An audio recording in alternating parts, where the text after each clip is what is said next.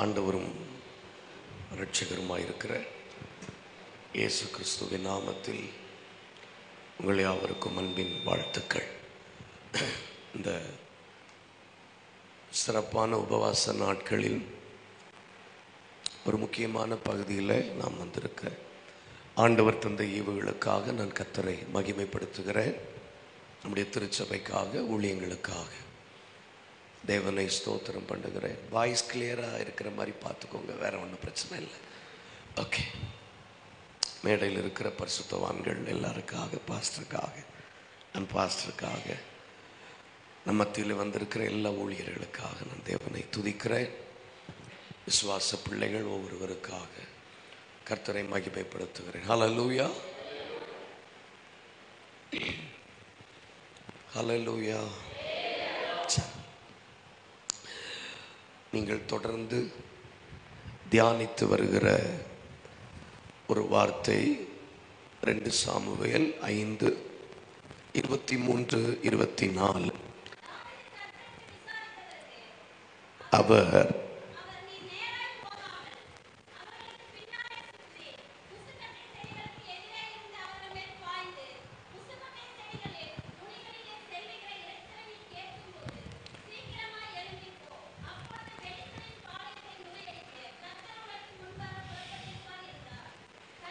ஒருவேளை பல கோணங்களில் இதை நாம் கற்றுக்கொண்டிருந்திருக்கிறோம். பல பிரமாணங்கள், பல சங்கீதம் 12:6 வாசிக்கிறோம். கர்த்தருடைய வசனம் 7 தரம் புடமிட்டப்பட்ட சுத்த வெள்ளிக்கு ஒப்பாக இருக்கிறது இல்லையா? அப்போ ஒரு வசனத்தில் 7 விதமான வெளிப்பாடுகள் உண்டு. இன்னும் கொஞ்சம் உற்சாகம் கம்மியாக இருக்கட்டும். சரி, ஒரு வசனத்தில் எத்தனை விதமான வெளிப்பாடு இருக்கு? 7. நான் கொஞ்ச நேரத்தில் கீழே வருவேன் உங்களுக்கு உதவி செய்யும்படி. அதனால் நீங்கள் அப்படி இருங்க, நல்லது. சொல்லுங்க, ஒரு வசனத்தில் 7 விதமான வெளிப்பாடுகள் உண்டு. அதனால தான் சங்கீதம் 23:1 ஒவ்வொருவரும் ஒவ்வொரு விதத்தில் பேசுகிறாங்க. மெதுவாகவே ஆமேன்னு சொல்லுங்க. போலீஸ் பிடிச்சிடக்கூடாது, இன்கம் டேக்ஸ் பிரச்சனை வந்துடக்கூடாது, இதெல்லாம் மனசில் வச்சு தானே நம்ம செய்யணும். உங்களை ரயில்வே ட்ராக் பக்கத்தில் ஏன் வச்சுருக்குன்னா உங்கள் சத்தம் வெளியே கேட்கக்கூடாதுன்னு தானே. சரி,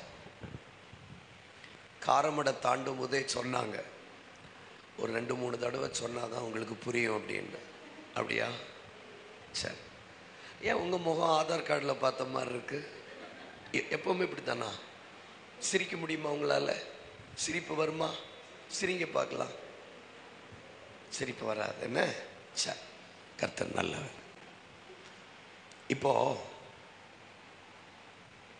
ஒரு வசனத்தில் 7 விதமான வெளிப்பாடுகள் இருக்கு. அதை ஒவ்வொருவருக்கும் ஒவ்வொரு விதத்தில் ஆண்டவர் வெளிப்படுத்துகிறார். இந்த வசனத்தை நான்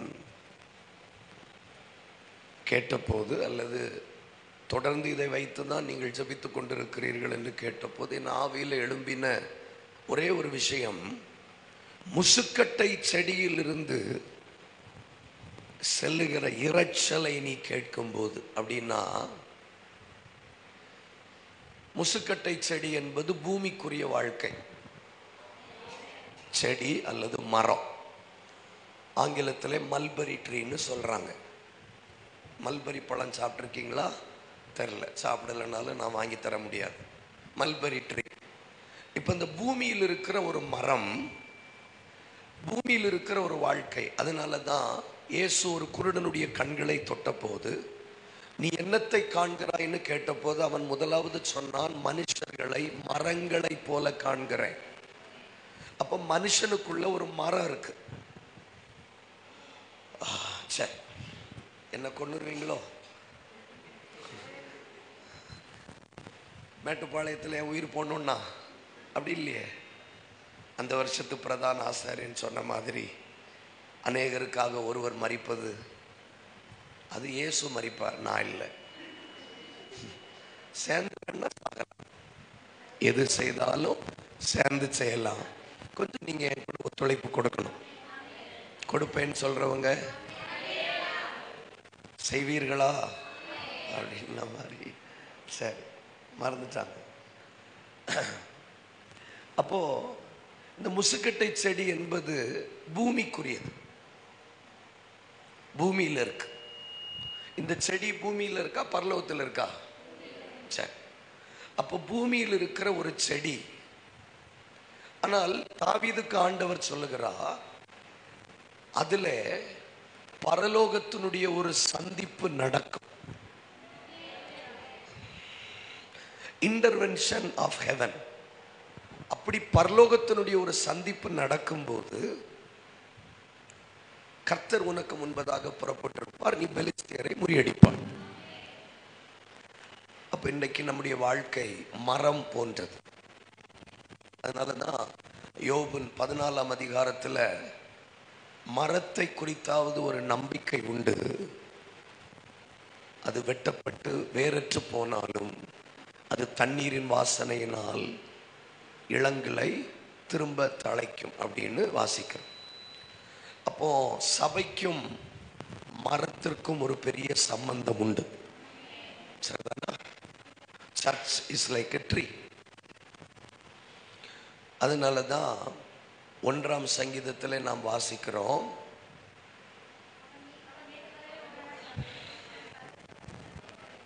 இலை உதராதிருக்கிற மரத்தை போல இருப்பார். அப்போ we are like a tree. நம்முடைய வாழ்க்கை மரம் போன்றது. நம்முடைய வாழ்க்கை மரம் போன்றது. 3 பரிமாணங்கள் இருக்கு. யோசேப்பு கனி தருகிற செடி. ஆதியாகமம் 49, 22, 23. சங்கீதம் 1:3 வாசிக்கிறோம், தாவீதை மரத்தை போல் இருப்பான்னு சொல்றார். எண்ணாகமம் 17:5 ஆரோன் குடும்பத்தாரை கோலில் கனி கொடுக்க செய்தார். சிலர் செடியிலேயே கனி கொடுக்கிறார்கள், சிலர் மரத்தில் கனி கொடுக்கிறார்கள், சிலர் வெட்டப்பட்ட பிறகு கனி கொடுக்கிறார்கள். ரைட். இப்போ இந்த முசுக்கட்டை செடி நடுவில் இருந்து இரைச்சல் சத்தம் கேட்கும் போது, அப்போ ஒண்ணு பரலோகம் பூமியோடு இணையும் போது, தொடர்பு கொள்ளும் போது நமக்கு ஒரு ஜெயம் வரும். இரண்டாவது, அதனுடைய அர்த்தம் பி சென்சிட்டிவ். அந்த இரைச்சல் சத்தத்தை நீங்க கேட்கணும். கேட்பீங்க மாதிரி தான் தெரியுது இரைச்சல். அதனால தான் எலியா எலிசாக்கு சொன்னார், நீ இத்தனை வருஷம் என் கூட இருந்ததுனால உன்னுடைய எக்ஸ்பீரியன்ஸை வைத்து என் அபிஷேகத்தை உனக்கு தர முடியாது. நான் எடுத்துக்கொள்ளப்படும் போது நீ என்னை கண்டால் உனக்கு கிடைக்கும், இல்லாட்டா கிடைக்காது.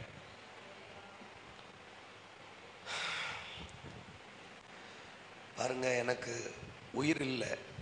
நேற்று நைட்டு நான் தூங்கலை, ரொம்ப நாளாச்சு நான் நல்லா தூங்கி. அதனால நீங்கள் எனக்கு கொஞ்சம் ஒத்துழைப்பு கொடுக்கணும், இல்லைன்னா கேட்டு வாங்குவேன். புரியுதா உங்களுக்கு? ஆமாம், ஒத்துழைப்பு கிடைக்கலைன்னு நான் அமைதியாக போக மாட்டேன். ஆமாம், சரி. ஒரு நிமிஷம் கரங்களை உயர்த்துங்க. B sensitive. 2 வார்த்தைகள். ஒன்று, பரலோகம் பூமியோடு தொடர்பு உண்டாகணும். பரலோகம் பூமியோடு தொடர்பு கொள்ளுகிற நேரம் கர்த்தர் முறியடிக்க தொடங்குவார். 2, பி சென்சிட்டிவ். கண்ணை மூடி ஜெபம் பண்ணுங்க. இனி டைம் ஒரு செகண்ட் வேஸ்ட் பண்ணக்கூடாது, வேகமா. B sensitive. கர்த்தர் தாவீதுட்ட சொல்றார், இரைச்சல் சத்தம் கேட்கும் போது, when you hear the sound from the mulberry tree, இரைச்சல் சத்தத்தை கேட்கும் போது be sensitive to the voice of God. வாய்களை தரங்க பார்க்கலாம். வாய்களை தரங்க. 2 வார்த்தை மாத்திரம். உம்மையே நான் நேசிப்பேன், உம்மையே நான் நேசிப்பேன்,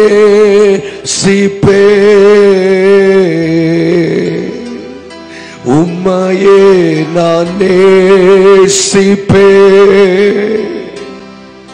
நான் பின் திரும்பேனே உம் சந்நிதியில் முழங்காலில் நின்று உம் பாதையில் நான் நடந்திட்டார். இன்னல் துன்பமே வந்தாலும் நான் உம் சந்நிதியில் முழங்காலில் நின்று உம் பாதையில் நான் நடந்திட்டார். இன்னல் துன்பமே வந்தாலும் நான் பின் திரும்பேனே. நீரே என் தஞ்சம், நீரே என் கோட்டை, நீரே என் ரட்சகர், நீராஜா. நான் உம்மை தேடுவேன் நாள் முழுதும், நான் உம்மை சேவிப்பேன் வாழ்நாளெல்லாம். எனதெல்லாவற்றிலும் நான் உம்மை நேசிப்பேன் இயேசுவே.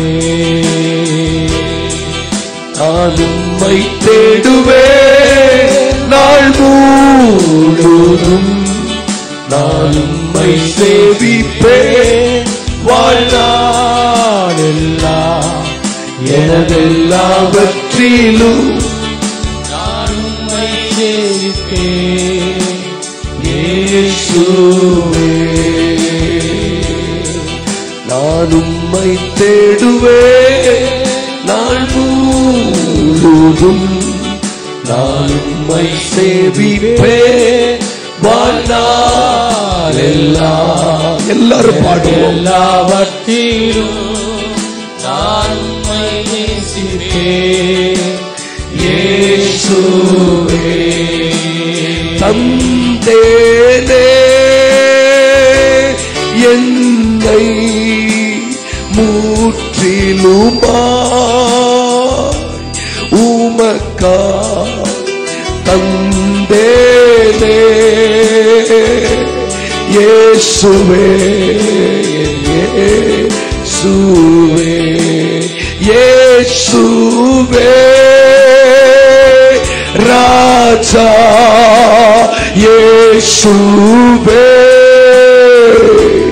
தேவா, இயேசுவே மீட்பர், மீட்பர் இயேசுவே.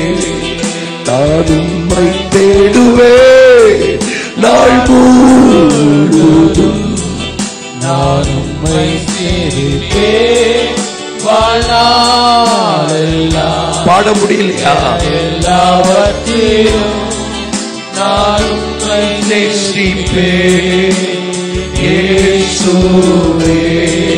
நான் உம்மை தேடுவேன் நாள் முழுதும், நான் உம்மை சேவிப்பேன். எல்லாரும் பாடுங்க.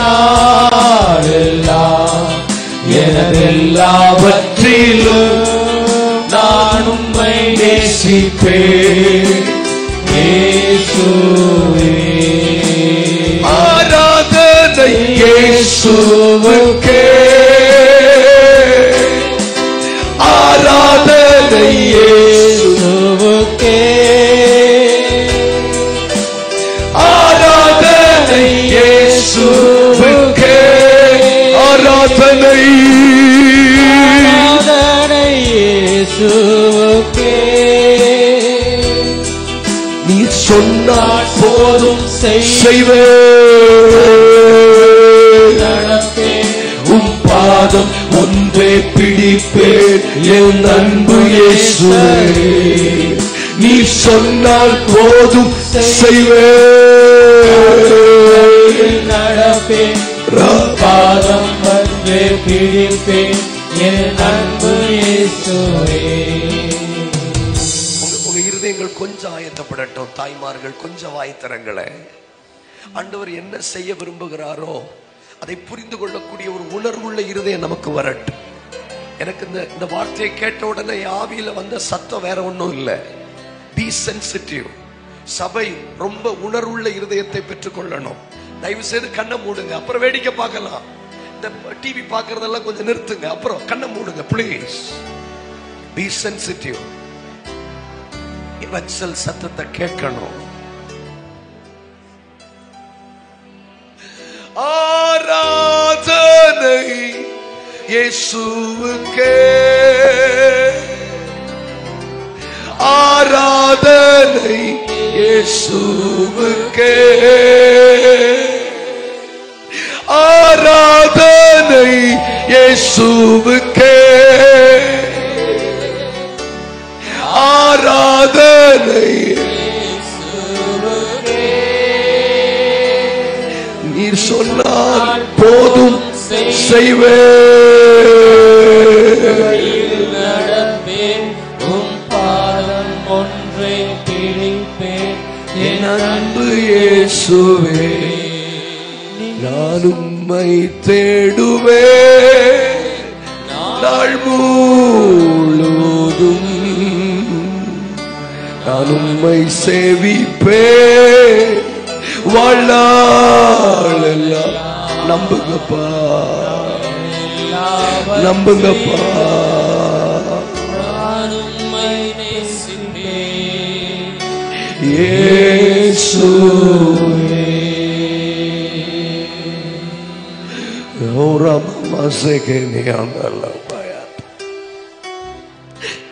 உம்முடைய பிரசன்னம் எங்களை தாங்கட்டும்.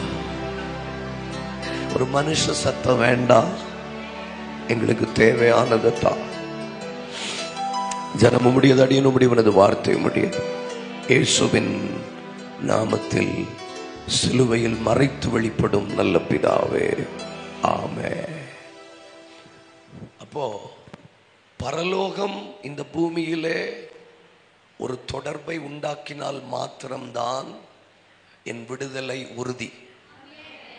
நான் என்னதான் கனிகள் தரக்கூடிய நல்ல மரங்களாயிருந்தாலும்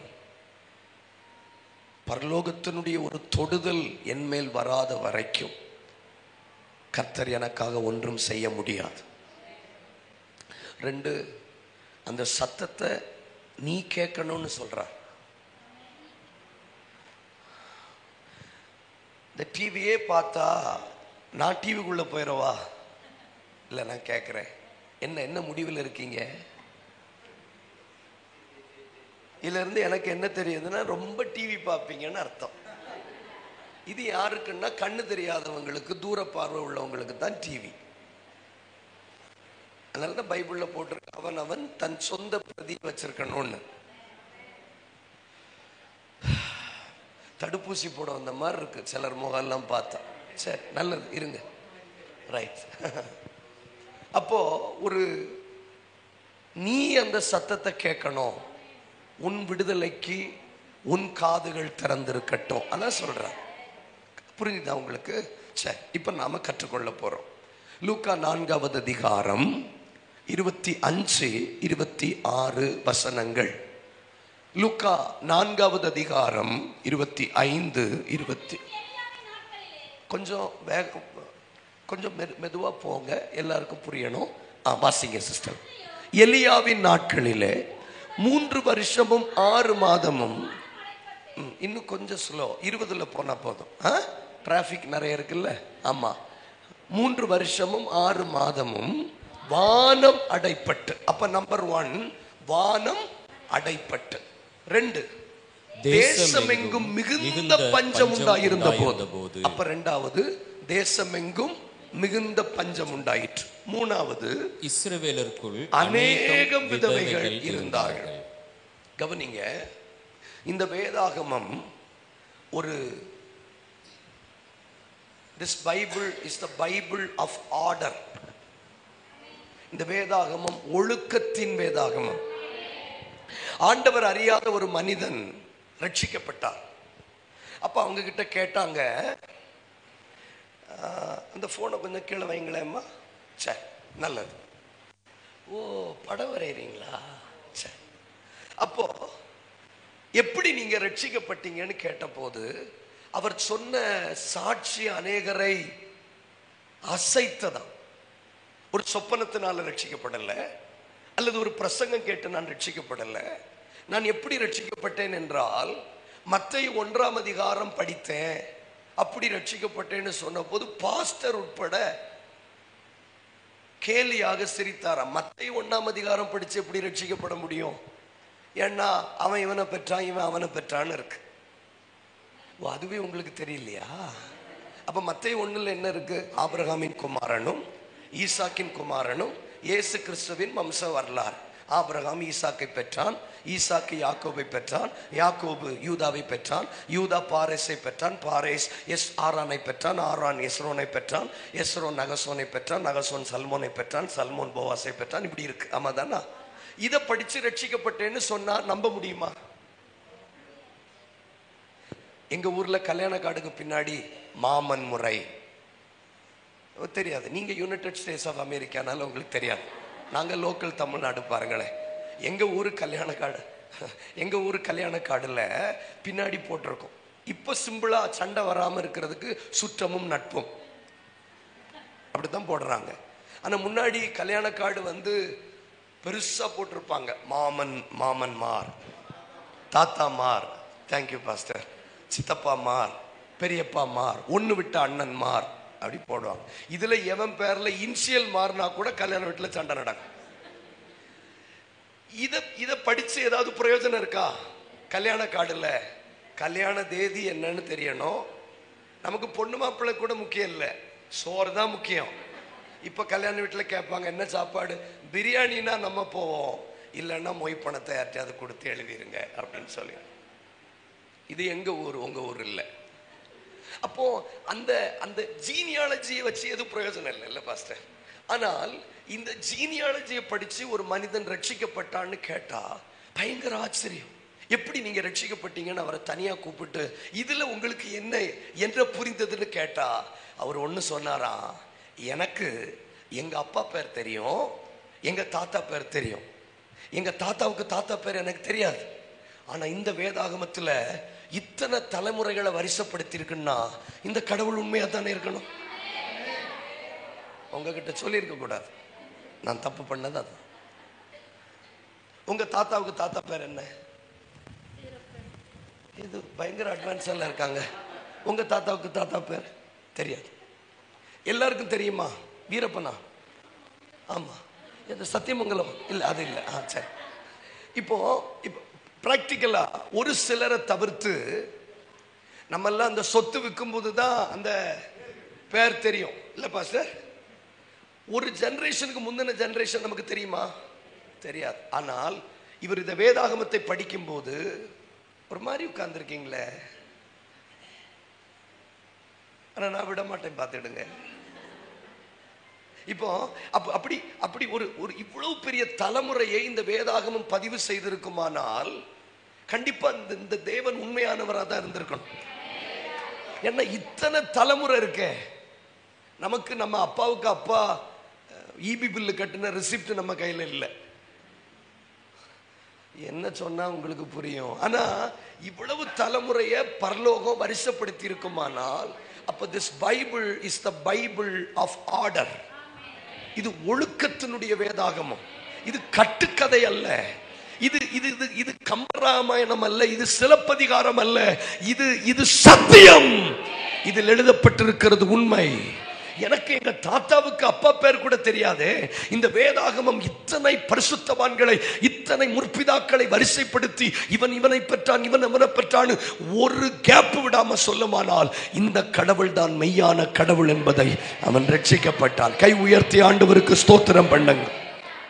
அதே மாதிரி தான் நம்ம வாசிக்க கேட்ட வேதாகமம் எலியாவின் நாட்களிலே 3 வருஷம் 6 மாதம் பஞ்சம் வானம் அடைக்கப்பட்டிருந்தது. வானம் அடைக்கப்பட்டிருந்ததினால் தேசமெங்கும் பஞ்சம் உண்டாயிருந்தது.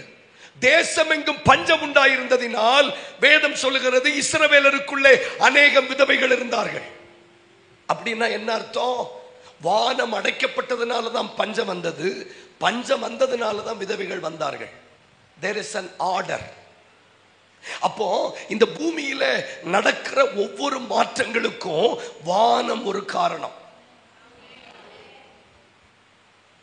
ஆமா, அதனாலதான் நான் சொன்னேன் ஆரம்பத்தில், முசுக்கட்டை செடிக்கும் பரலோகத்தில் இருக்கிற சந்திப்புக்கும் ஒரு தொடர்பு இருக்கு. அப்ப இந்த வானம் சம்பந்தப்பட்டதுனாலதான் பூமியில பஞ்சம் வந்தது, பஞ்சம் வந்ததுனாலதான் இஸ்ரவேலருக்குள்ளே அநேகம் விதவைகள் எழும்பினார்கள். அப்போ நீ ஒன்றை புரிந்து கொள்ளணும், இந்த பூமியில எந்த மாற்றத்திற்கும் காரணம் பரலோகம்.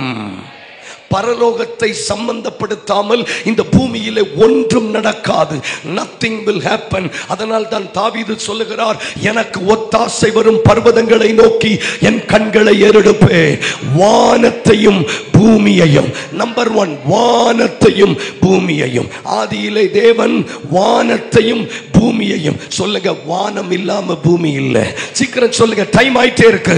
வானம் இல்லாம பூமி இல்லை. without heavens there is no earth. வானம் இல்லாமல் பூமி இல்லை. சபையினுடைய ஆசீர்வாதத்திற்கும் வானத்துக்கும் ஒரு சம்பந்தம் இருக்கிறது.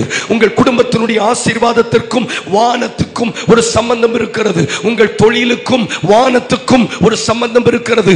என்னுடைய பிரசங்கத்திற்கும் வானத்துக்கும் ஒரு சம்பந்தம் இருக்கிறது. ஒரு ஏணி வைக்கப்பட்டிருந்தது, அதன் ஒரு நுனி வானத்தையும் மறுநுனி பூமியையும் எட்டி இருந்தது. வானத்தை தொடாத எதுவும் இந்த பூமியை தொடாது. இன்றைக்கு இந்த உபவாச கூட்டத்தின் இந்த பிரதான நாளிலே நான் உங்களுக்கு சொல்லுகிறேன், உங்கள் வானம் திறந்திருக்குமானால் உங்கள் பூமியிலே ஏற்படுகிற விசேஷமான மாற்றங்களை நாம் உணரத்தான் போகிறோம். எத்தனை பேர் விசுவாசிக்கிறீங்க? நம் வானம் திறக்கப்படுமானால், வானம் திறக்கப்படுமானால் இந்த உபவாசத்தின் பிரதானமான நாளில் நீங்கள் கவனம் செலுத்த வேண்டியது பூமியில் அல்ல, நீங்கள் கவனம் செலுத்த வேண்டியது வானத்தில். Concentrate in heaven. பரலோகத்தை நோக்கி பார்க்கணும். நான் பேசுறது புரியுற மாதிரி இருக்கா? இப்ப மொத்தமா வானம் அடைக்கப்பட்டதுனால பஞ்சம் உண்டாயிற்று.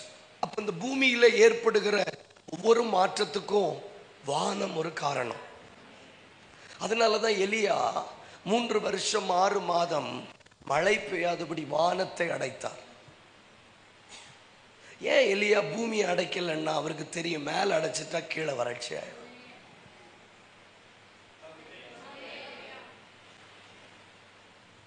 ஒண்ணு நமக்கு தெரியணும், இல்லைன்னா தெரிஞ்சவங்க சொல்றதை கேட்கணும். இந்த ரெண்டுல ஏதாவது ஒண்ணு நமக்கு இருந்தா நம்ம விளங்கிடுவோம். இந்த ரெண்டுமே எனக்கு இல்லைன்னா நம்ம என்ன செய்திடலாம்னா வாலண்டியர் ரிட்டையர்மெண்ட் வாங்கி போயிடணும். நான் சொல்றது புரியுதா? அதாவது ஒண்ணுல நாமளா கற்றுக்கொள்ளணும், இல்லைன்னா ஒருத்தன் மனப்பாடம் பண்ணி வந்துட்டு ஒப்புவிக்கிறானே அதையாவது கேட்கணும். ஆபிரகாம் ஈசாக்க பெற்றான், ஈசாக்கு யாக்கோபை பெற்றான். எத்தனை நாள் உட்காந்து மனப்பாடம் பண்ணேன் தெரியுமா? இவங்க இப்படி உட்காந்து கேட்கறாங்க. 1330 குரல் சொன்னவனுக்கே பிரைஸ் கொடுக்கறாங்கல்ல. நீங்க கொஞ்சம் விட்டு கொடுங்களேன், சீக்கிரமா நம்ம முடிக்க போறோம். ஏன் வானத்தை மட்டும் அடைக்கிறார்? ஏன்னா எலியாவுக்கு தெரியும், வானம் அடைப்பட்டுட்டாலே பூமி தானா வறண்டும். There is a connection. தேவ பிள்ளைகள் சபை நம்ம அதிகம் பிரயாசப்படுறது பூமியில, நம்ம அதிகம் கவனம் செலுத்துறது பூமியில. We are concentrating in mulberry tree. புரியுற மாதிரி பேசுறேன்னா, நம்ம மரத்தை சரி பண்றதுக்கு முயற்சி பண்றோம், உரம் வைக்கிறதுக்கு முயற்சி பண்றோம், தண்ணி பாய்ச்சறதுக்கு முயற்சி பண்றோம், வேலி கட்டுறோம். ஆண்டவர் சொல்றாரு, இதெல்லாம் பண்ணினாலும் மேல அடைச்சிட்டா என்ன செய்ய முடியும்? சரி, இப்போ இதெல்லாம் நமக்கு என்ன சொல்லுதுன்னா, வானம் அடைக்கப்பட்டது தான் காரணம் பஞ்சம் உண்டானதற்கு. இஸ்ரவேலருக்குள்ளே அநேகம் விதவைகள் வந்ததுக்கும் காரணம் எதுதான்? வானம் தான். அப்ப இந்த நாளிலே ஆண்டவர் சபைக்கு, குடும்பங்களுக்கு என்ன சொல்ல விரும்புகிறார்? Concentrate in heaven. இன்னொரு வசனம் படிக்கும்போது இன்னும் ஒரு படி ஆழத்தில் கர்த்தர் நம்மோடு பேச முடியும். உபாகமம் 28:23 படிங்களேன். நான் இதை பொறுமையா போறதுக்கு ஒரு காரணம் இருக்கு. தயவு செய்து மன்னித்துக் கொள்ளுங்க, உங்களை நான் கஷ்டப்படுத்துறேன்னு நினைக்காதீங்க. ஏன்னா சீரியஸா இருந்தா மட்டும்தான் புரியும். உபாகமம் 28:23 இது யாத்திராகமம். உபாகமம் எங்க இருக்கு? எண்ணாகமத்துக்கு அடுத்து இருக்கு. உன் தலைக்கு மேல் உள்ள வானம் வெண்கலமும். இங்க கவனிங்களே, நான் இவ்வளவு நாள் என்ன நினைச்சுக்கிட்டு இருக்கேன்னா, there is a common heaven அப்படின்னு நான் நினைச்சுக்கிட்டு இருக்கேன். ஆனா ஆண்டவர் மோசே மூலமா சொல்றாரு, உன் தலைக்கு மேல் உள்ள வானம் வெண்கலமும். இத சொல்லுங்களேன், ஏன் தலைக்கு மேல வானம் இருக்கு? அப்ப அதுக்கு அர்த்தம் ஜான்சன் பாஸ்டருக்குன்னு தனி வானம், ஜோசப் பாஸ்டருக்குன்னு தனி வானம், ஞானேஷுக்கு தனி வானம், ஐபிஏ பாஸ்டருக்கு தனி வானம். நம்ம என்ன நினைச்சுக்கிட்டு இருக்கோம்? எல்லாருக்கும் ஒரே வானம், திறந்து விட்டாருன்னா எல்லாரும் நனையலான்னு. அதனாலதான் நீங்க கவனிச்சு பாருங்க, சபையில ஒருத்தர் ஆராதிக்கும் போது பக்கத்துல ஒரு அம்மா தூங்கும். ஏன்னா அந்த அம்மா தலை மேல இருக்கிற வானம் திறந்திருக்கு, இந்த அம்மா தலை மேல இருக்கிற வானம் பூட்டி போட்டிருக்கு, திண்டுக்கல் போட்டு. அதனாலதான் ஒரே சபையில ஒரு கூட்டம் ஆராதிக்கும் போது ஒரு கூட்டம் இப்படி இருக்காங்க. இப்ப ஏன்னு புரியுதா? இப்ப மொத்தத்துக்கு வானத்தை திறந்து விட்டா எல்லாரும் நனையணும் தானே. எவ்ரிபடி ஷுட் அதுல நனையணும். ஆனா சத்தியம் என்னன்னா, சில நேரம் பலிபீடத்துல நான் ஊழியம் செய்யும் போது பயங்கரமா கத்தி பேசுவேன், சிலர் அப்படி பார்ப்பாங்க. எனக்கு புரிய மாட்டேன், எனக்கு புரியல. அப்ப அந்த ஆண்டவர் கற்றுக் கொடுத்தாரு, உன் தலைக்கு மேல இருக்கிற வானம் திறந்திருக்கு, என்ன செய்ய? அவங்க தலை மேல இருக்கிற வானம் பூட்டி இருக்கு. இதைத்தான் மோசேக்கு ஆண்டவர் வெளிப்படுத்துறாரு, உன் தலைக்கு மேல் இருக்கிற வானம் வெண்கலமும், உன் காலுக்கு கீழ் இருக்கிற பூமி உனக்கு இரும்பாயும். ஒவ்வொரு தலைக்கு மேலேயும் ஒரு வானம் இருக்கு ஆண்டவர் சொல்ல விரும்புகிறார். அதனாலதான் வேதம் சொல்கிறது, தமஸ்கு பட்டணத்தின் வழியாக அநேகர் பிரயாணப்பட்ட போது அப்போஸ்தலர் 9:7 வாசிக்கிறோம், அவன் கூட பிரயாணம் பண்ணினவர்கள் அந்த சத்தத்தை கேட்டும் ஒருவரையும் காணவில்லை. ஆனால் பவுல் மாத்திரம் கேட்கிறான், ஆண்டவரே நீர் யார்? நான் என்ன செய்ய சித்தமாக இருக்கிறீர்? ஏன் மற்றவங்களால் அதை பார்க்க முடியலன்னா, இது பவுலுக்காக திறந்த வானம். இன்றைக்கு இந்த காலை வேளையில நான் உங்களை பார்த்து சொல்லுகிறேன், உங்க தலை மேல இருக்கிற வானம் திறக்கப்படட்டும். அதைத்தான் ஏசாயா 45:2-3 வாசிக்கிறோம். அந்த கவனிங்க, வெங்கல கதவுகளை உடைத்து இரும்பு தாழ்பாள்களை முறித்து. அப்ப கதவு வெங்கலமா, இரும்பு தாழ்பாலா? சத்தமா சொல்லுங்க, கதவு வெங்கலம், தாழ்பாள் இரும்புல இருக்கு. அப்போ அதை தான் உபாகமம்ல வாசிக்கிறோம், வானம் உனக்கு வெங்கலம். அப்போ வானம் வெங்கலம், பூமி தான் இரும்பு. அப்போ இங்க ஏசாயாவுக்கு ஆண்டவர் வெளிப்படுத்துறாரு,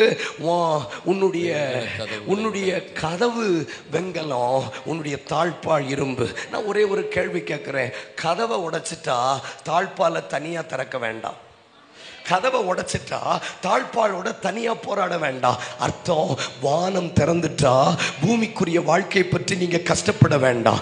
வானம் திறந்துட்டா பூமிக்குரிய வாழ்க்கை பற்றி நாம போராட வேண்டாம். அப்போ கவனிங்க, நான் டைம் வேஸ்ட் பண்ண விரும்பல. அப்போ வானம் அடைக்கப்பட்டதனுடைய விளைவுதான் பூமியில பஞ்சம் உண்டாயிற்று. ஒரு நிமிஷம் கண்ணை மூடுங்க.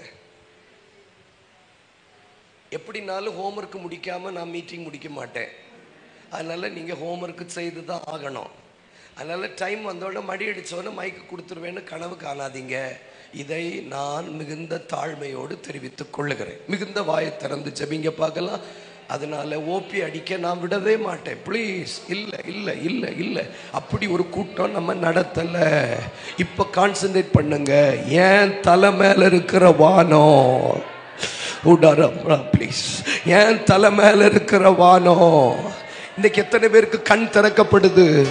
பொதுவான வானம்னு நினைக்காதீங்க, ஒவ்வொருடைய குடும்பத்துக்கு மேலேயும் ஒரு வானம் இருக்கு.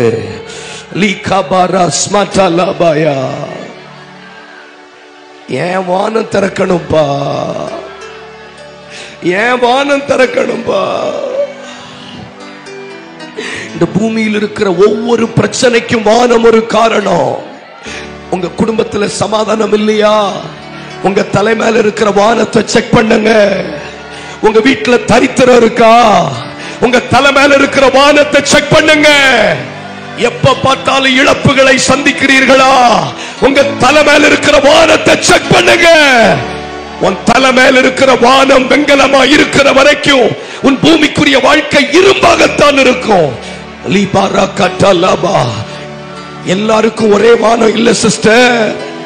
இல்லன்னா எல்லாரும் ஒரே தேவ பிரசன்னத்தை அனுபவிக்கலாமே. எல்லாரும் ஒரே விதமான தேவ அன்பை அனுபவிக்கலாமே. ஏன் ஒருத்தர் ஆராதிக்கும் போது ஒருத்தர் தூங்குறாங்க, ஒருத்தர் அழும்போது ஒருத்தர் ஏன் வேடிக்கை பார்க்கிறாங்க? அவன் தலையின் மேல் இருக்கிற வானம்.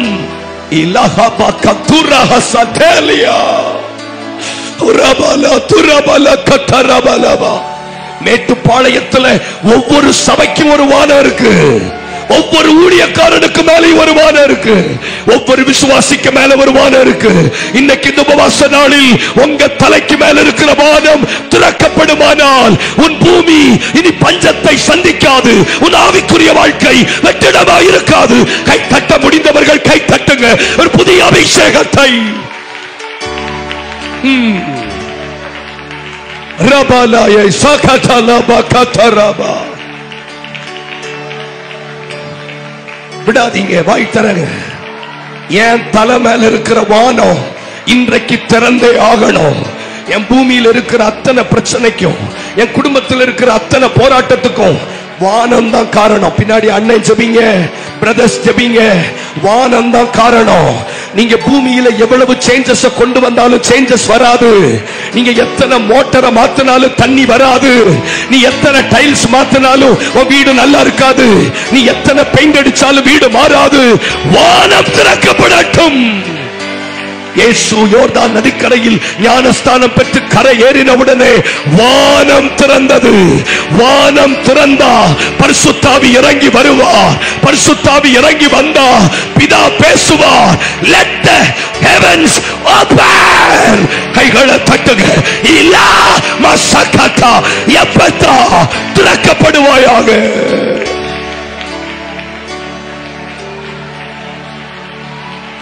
ஏன் ஆண்டவரே ஒரு ஆள் அனுபவிக்கிறத என்னால அனுபவிக்க முடியல, ஒரு ஆள் பார்க்கிறத என்னால ஏன் பார்க்க முடியல? கவனிங்க, கவனிங்க. நான் கண்ணீரோட சொல்றேன். எலிசா சொல்றான், அக்னிமயமான ரதங்கள் குதிரைகளை நீ பார்க்கலையான்னு. அவன் சொல்றான், என் கண்ணுக்கு தெரியலன்னு. உடனே எலிசா ஜெபம் பண்றாரு, என் கண்ணு திறந்திருக்கு, என் கூட இருக்கிற உன் கண்ணு திறக்கப்படலையே. எத்தனையோ நாள் அழுது இருக்கிறேன். என் கூட இருக்கிறவங்க தரிசனம் பார்க்கும்போது நான் கண் சொருகி போன ஒரு குருடனா இருக்கிறேனே.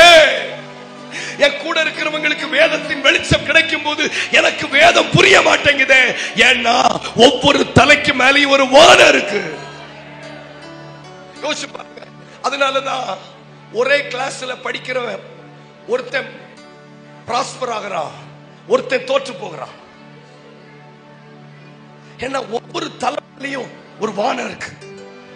தயவு செய்து டைம் வேஸ்ட் பண்ணாம உணருங்க. இல்லன்னா ஒரே வேதாகமத்தை வைத்திருக்கிற நமக்கு ஏன் வித்தியாசமான அனுபவங்கள்?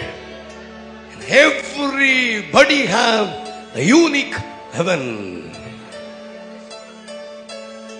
உன் தலைக்கு மேல் இருக்கிற வானம். எல்லாரும் வேடிக்கை பார்த்த போது ஸ்தேவான் மாத்திரம் சந்தோஷப்படுறான். சிங்காசனத்தில் பிதாவையும் வலது பாரிசத்தில் இயேசு எழுப்பி நிற்கிறதை கண்டா. என் தலைமையில் இருக்கிற வானம் திறக்கப்படட்டும். ஒரு நிமிஷம் கூட நீர் இல்லாமலே வாழ முடியாதையா. ஒரு நிமிஷம் கூட நீர் இல்லாமலே வாழ தெரியாதையா. வாழ முடியாதையா. வாழ தெரியாதையா. வாழ முடியாதையா, வாழ தெரியா, வாழ முடியாதையா, வாழ தெரியாதையா, வாழ முடியாதையா, வாழ தெரியாதையா. இருள் சூழ்ந்த உலகில் பாதைக்கு வெளிச்சம் என் தெய்வம் நீரே ஐயா.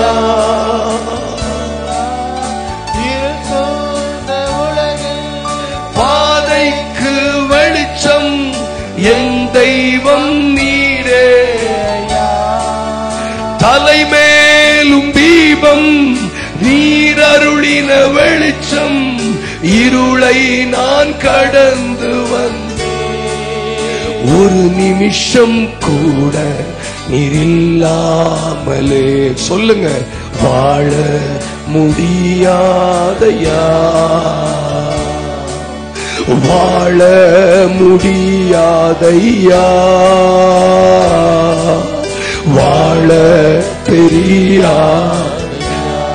ஒப்புக்கொள்ளுங்க, வாழ முடியாதையா அப்பா, வாழ தெரியாதையா. ஒரு நிமிஷம் கூட நீரில்லாமலே வாழ முடியாதையா, வாழ முடியாதையா, வாழ தெரியாதையா, வாழ முடியா. நம்ம டைம் வேஸ்ட் பண்ணல, டைம் வேஸ்ட் பண்ணல. உங்க தலை மேல இருக்கிற வானம் தெரியாதையா, வாழ முடியாதையா, வாழ தெரியாதையா. கவனிங்க, பாட்டு பாடல நம்ம, we are provoking.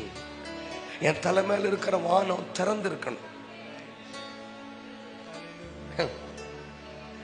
அதனாலதான் ஒரே சபையில் இருக்கிற ஒரு பக்கத்தில் இருக்கிறவங்க நல்லா இருக்கிறாங்க, நான் கீழே மாற போறேன். ஒருத்தர் உயர்த்தப்படும் போது ஒருத்தர் தாழ்த்தப்படுகிறாங்க. எல்லாரும் ஒரே போஜனத்தை புசிக்கலையா? எல்லாருக்கும் ஒரே ஞான பானம் கொடுக்கப்படலையா? எல்லாரும் ஒரே தேவனுக்கு பிள்ளைகள் அல்லவா? ஆனா ஏன் ஒரு கூட்டம் மட்டும் உயர்த்தப்படுகிறது, ஒரு கூட்டம் ஏன் தாழ்த்தப்படுகிறார்கள்னா பிரச்சனை அவங்களுக்கு தெரிய மாட்டேங்குது. அவங்க ஒரே சபைக்கு வந்தாலும் அவர்கள் ஒவ்வொருவருடைய தலைமையிலும் ஒரு வானம் இருக்கு. இன்னைக்கு ஆவியானவர் உங்களோடு முகமுகமாய் பேசுகிறார். இந்த வானம் திறந்தால் ஒழிய என் பூமியில் இருக்கிற பிரச்சனைகள் மாறாது. அப்போ வானம் அடைக்கப்பட்டதுதான் பூமியிலே பஞ்சம் வருவதற்கு காரணம். அந்த பஞ்சத்திலே தான் அநேக விதவைகள் ஆனார்கள். சரி, கம் டு த பாயிண்ட். லூக்கா 4வது அதிகாரம் அதனுடைய 26. சீக்கிரமா. ஆயினும் எலியா சீதோன் நாட்டில் உள்ள சரப்தா ஊரில் இருக்கிற ஒரு விதவையினிடத்திற்கு அனுப்பப்பட்டானே அல்லாமல் மற்ற ஒருத்தினிடத்திற்கும். நல்ல கவனிங்க, வானம் அடைபட்டது, பூமி எங்கும் பஞ்சம் உண்டாயிருந்தது, அநேகம் விதவைகள் இருந்தார்கள்னு நம்ம வாசிச்சோம். ஆமாதானா? அநேகம்னா என்ன? ஒன்றுக்கு மேற்பட்ட விதவைகள் இருக்காங்க. விதவைகள்னா என்ன? கணவனை இழந்தவர்கள் மட்டும் அல்லங்க, தேவை உள்ளவர்கள், தனிமைப்படுத்தப்பட்டவர்கள், புறக்கணிக்கப்பட்டவர்கள், தேவை உள்ளவர்கள், செல்ஃப் சப்போர்ட், தங்களை தாங்களே காப்பாற்ற வேண்டிய நிலைமையில் இருக்கிற அத்தனை பேரும் இந்த பட்டியலிலே வருவார்கள். அப்படின்னா நிறைய விதவைகள் இருந்த போதிலும், அப்படின்னா எல்லாரும் தேவையில தானே இருக்கிறாங்க. அப்ப எலியா எல்லார் வீட்டுக்கும் போயிருந்திருக்கணும் தானே. ஆனா எலியா எல்லார் வீட்டுக்கும் போகல, ஒருத்தினிடத்திற்கு அனுப்பப்பட்டானே அல்லாமல். ஆவியானவர் எனக்கு சொல்லி அனுப்பினதை சொல்றேன். எத்தனையோ பேர் இருந்தும் ஏன் தேவன் ஒரு சிலரை தெரிந்து கொண்டு அவர்களை சந்திக்கிறார்? ஏன் அவர்களை சந்திக்கிறார்? why? இந்த செலக்ஷன் ப்ராசஸ் எப்படி உண்டானது? அநேகம் விதவைகள் இருந்தார்கள்னு வாசிக்கிறோம். விதவைகள் உடனே நீங்க உலக பிரகாரமாய் கணவனை இழந்தவர்கள் மட்டும் அல்ல, தேவை உள்ளவர்கள். மரியாள் சொல்லுகிறாள், நான் புருஷனை அறியேனே, இது எப்படி ஆகும்? அவளும் இந்த பட்டியலில் வரலாம். Self support. அப்போ இத்தனை பேர் இருந்தும் ஏன் எலியா ஒருத்தினிடத்திற்கு அனுப்பப்படுகிறார்? இதற்கு வெளியரங்கமான தெளிவு எங்கும் இல்லை. நான் பேசுறது புரியுதா? இவ்வளவு பேர் இருந்தும் ஏன் ஒருத்தினிடத்திற்கு அனுப்பப்படணும்? ஃபர்ஸ்ட் கிராஜுவேட்டா, முதற் பட்டதாரியா, அல்லது ஜாதி அடிப்படையில் கொடுத்தாங்களா, அல்லது மலைவாழ் மக்கள் அப்படி கொடுத்தாங்களா, கலைஞர் ஆட்சியில் கொடுத்தாங்களா? இல்லை, ஒரு ஆட்சியிலும் கிடைக்கல. அப்போ வாட் குவாலிஃபிகேஷன் ஷி அப்டைன்ட்? அவளுக்கு என்ன தகுதி இருந்தது? கர்த்தருக்கு சித்தமானால் இவளிடத்தில் எலியா போனதற்கு என்ன தகுதி? எத்தனையோ பேர் இருந்தாங்க தானே. அப்படி பார்த்தா எல்லார் வீட்டுக்கும் எலியா ஹவுஸ் விசிட் போயிருக்கணும் தானே. இன்னைக்கு ஹவுஸ் விசிட் வராது தானே பிரச்சனை நிறைய பேர் இருக்கு. நான் சொல்றது கன்னியாகுமரி மாவட்டம். இன்னைக்கு ஹவுஸ் விசிட் வராது தானே பிரச்சனை. பக்கத்தில் பார்த்து சொல்லுங்க, எத்தனை வருஷ விசுவாசி நீங்க? எங்க அம்மா சொல்லும், 7 கழுத வயசானாலும் இவனுக்கு சோறு ஊட்டி கொடுக்கணும். சிலர் எத்தனை வருஷ விசுவாசி ஆனாலும் இவங்க வீட்டில் கோழி முட்டை போட்டுச்சுன்னா பாஸ்டர் போனோம் வந்து, ஆண்டவரே இந்த கோழியை முட்டையிட கிருபை செய்தீரே, உடையாமல் வர கிருபை செய்தீரே. இவர்கள் முட்டை ஆஃப் பாயில் போடும்போது மஞ்சக்கரு கலங்காதிருப்பதாக.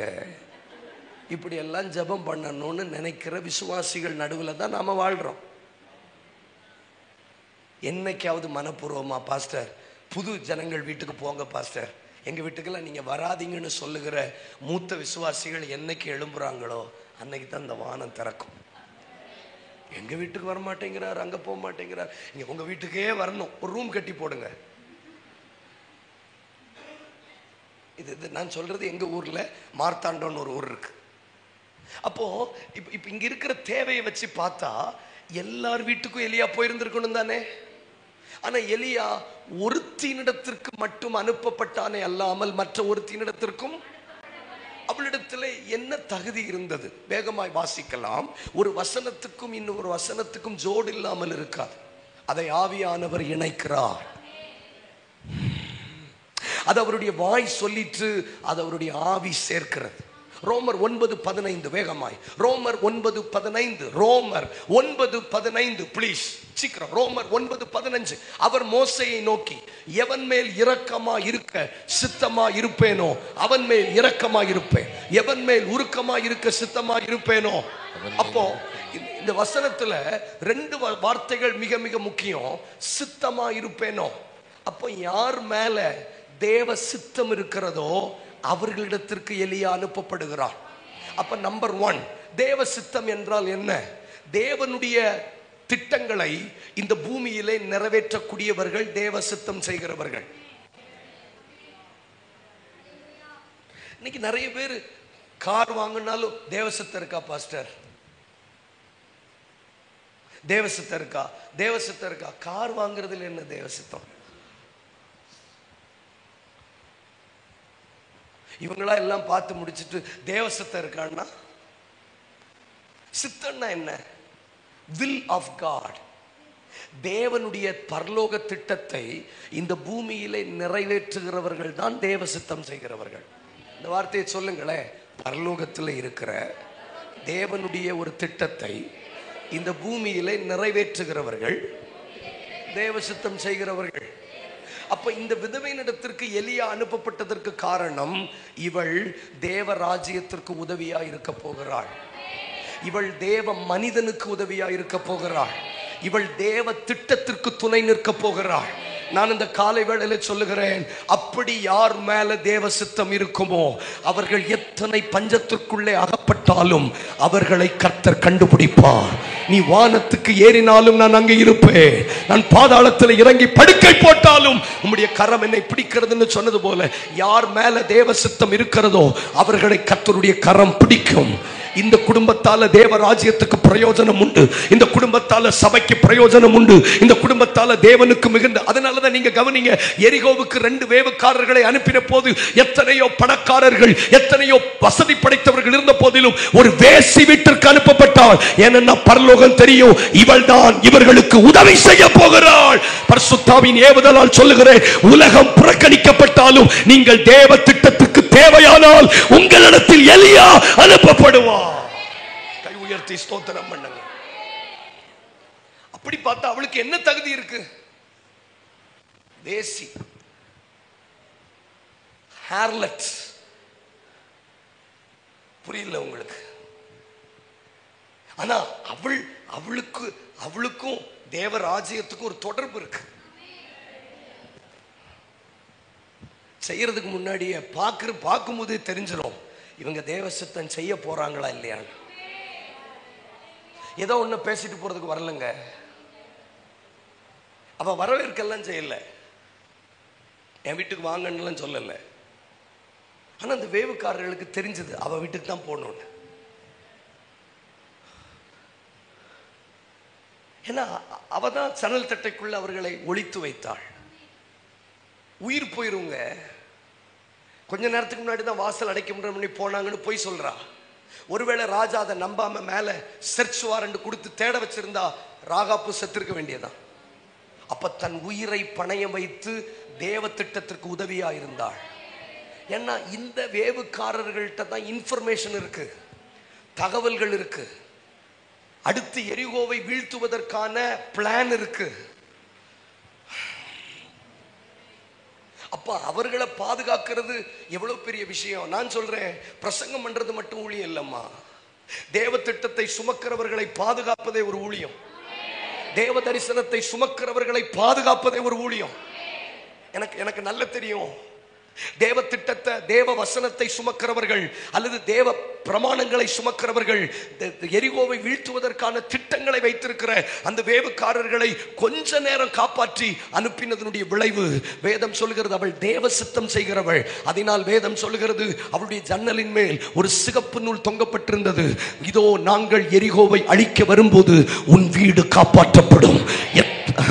எத்தனை வீடு அழிக்கப்பட்டாலும் சரி, தேவ சித்தம் செய்கிறவர்களுடைய குடும்பம் காப்பாற்றப்படும். அப்ப யார் மேல தேவ சித்தம் இருக்கிறதோ அவர்கள் கண்டுபிடிக்கப்படுவார்கள். புரியுதா இவ்வளவு? அப்ப அதுல இன்னொரு வார்த்தை இருக்கு, யார் மேல் இரக்கமா இருக்க. அப்போ தேவ சித்தம் மாத்திரம் அல்ல, தேவ சித்தத்தோடு கூடிய உள்ள இரக்கம். யோபு 9:15, நான் நீதிமானா இருந்தாலும் சர்வ வல்லவருடைய வழக்காடாமல் என் நியாயாதிபதியினிடத்தில் இரக்கத்திற்கு கெஞ்சுவேன். என் வீட்டுக்கு வரமாட்டீங்களான்னு சண்டை போடக்கூடாது, இரக்கத்துக்காக கெஞ்சணுமா. என் தகுதி என்ன, என் ஸ்டேட்டஸ் என்ன, அப்படியெல்லாம் சொல்ல முடியாது. என் மேல இரக்கமாயிரும்.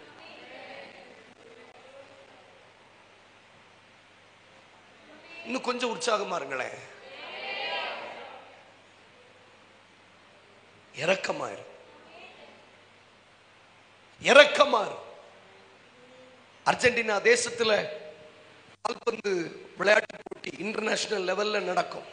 அதற்கான நல்ல விளையாட்டு வீரர்களை தேர்வு செய்வதற்காக அந்த அர்ஜென்டினா கால்பந்தினுடைய ட்ரைனர்ஸ், பயிற்சியாளர்கள் அங்கிருக்கிற லோக்கல் ஸ்டேடியத்தில் போய் ஒளித்திருந்து நல்ல விளையாட்டு வீரர்களை கண்காணித்துக் கொண்டிருந்தார்கள் சிறு வயதில். அப்போ அந்த ஸ்டேடியத்தில், லோக்கல் ஸ்டேடியத்தில் விளையாடுகிற யாருடைய விளையாட்டும் அவர்களுக்கு திருப்தி அளிக்கல. நான் பேசுறது பிரயோஜனமா இருக்கா, டைம் வேஸ்ட் பண்றோமா? எதுனாலும் சொல்லிருங்க, நான் முடிச்சிருவேன். ரைட்? இல்ல போதும்னா கை உயர்த்தி காட்டுருங்க, போதுமாம்மா? அப்போ அவங்களுக்கு யாருக்கும் சாட்டிஸ்ஃபேக்ஷன் இல்லை. அப்ப அந்த ட்ரைனர்ஸ், அந்த பயிற்சியாளர்கள் வெளியே வரும்போது ஒரு 12-14 வயது நிரம்பின ஒரு சிறு பையன் கால் கை முழுவதும் பேண்டேடு கட்டி கொண்டு ஒரு சின்ன பால் வைத்து ஒரு சின்ன இடத்துல விளையாடி கொண்டே இருந்தான். அவன் கால்களை வைத்து அந்த பாலை விளையாடுற விதங்கள் அந்த ட்ரெயினர்களை கவர்ந்தது. உடனே அவன்கிட்ட போய் கேட்டாங்க, are you willing to play football? நீ ஃபுட்பால் விளையாட விரும்புறியா? உடனே அவங்க அப்பா அந்த பக்கத்தில் இன்னொரு ஓடி வந்து சொல்றாரு, இல்லை இல்லை இல்லை, அவனுக்கு மயோபதி என்கிற வியாதி இருக்கு. மயோபதினா என்ன தெரியுமா? எலும்பு சம்பந்தப்பட்ட ஒரு வியாதி. எலும்புகள் பொடிகிற ஒரு வியாதி. அதுக்கு ரொம்ப ட்ரீட்மெண்ட் கிடையாது. அதனால அவன் விருப்பத்துக்காக நான் கூட்டிட்டு வந்தேன். அதனால அவன்லாம் இன்ட்ரெஸ்ட் இல்லை. மறுபடியும் அந்த ட்ரைனர்ஸ் கேட்டாங்க, ஆர் யூ வில்லிங்? ஆமா. உடனே அவர்கள் அர்ஜென்டினா கால்பந்து ஐக்கியத்தை சார்ந்தவர்கள், அவர்கள் அவனை தத்தெடுத்தார்கள், அடாப்ட் பண்ணாங்க.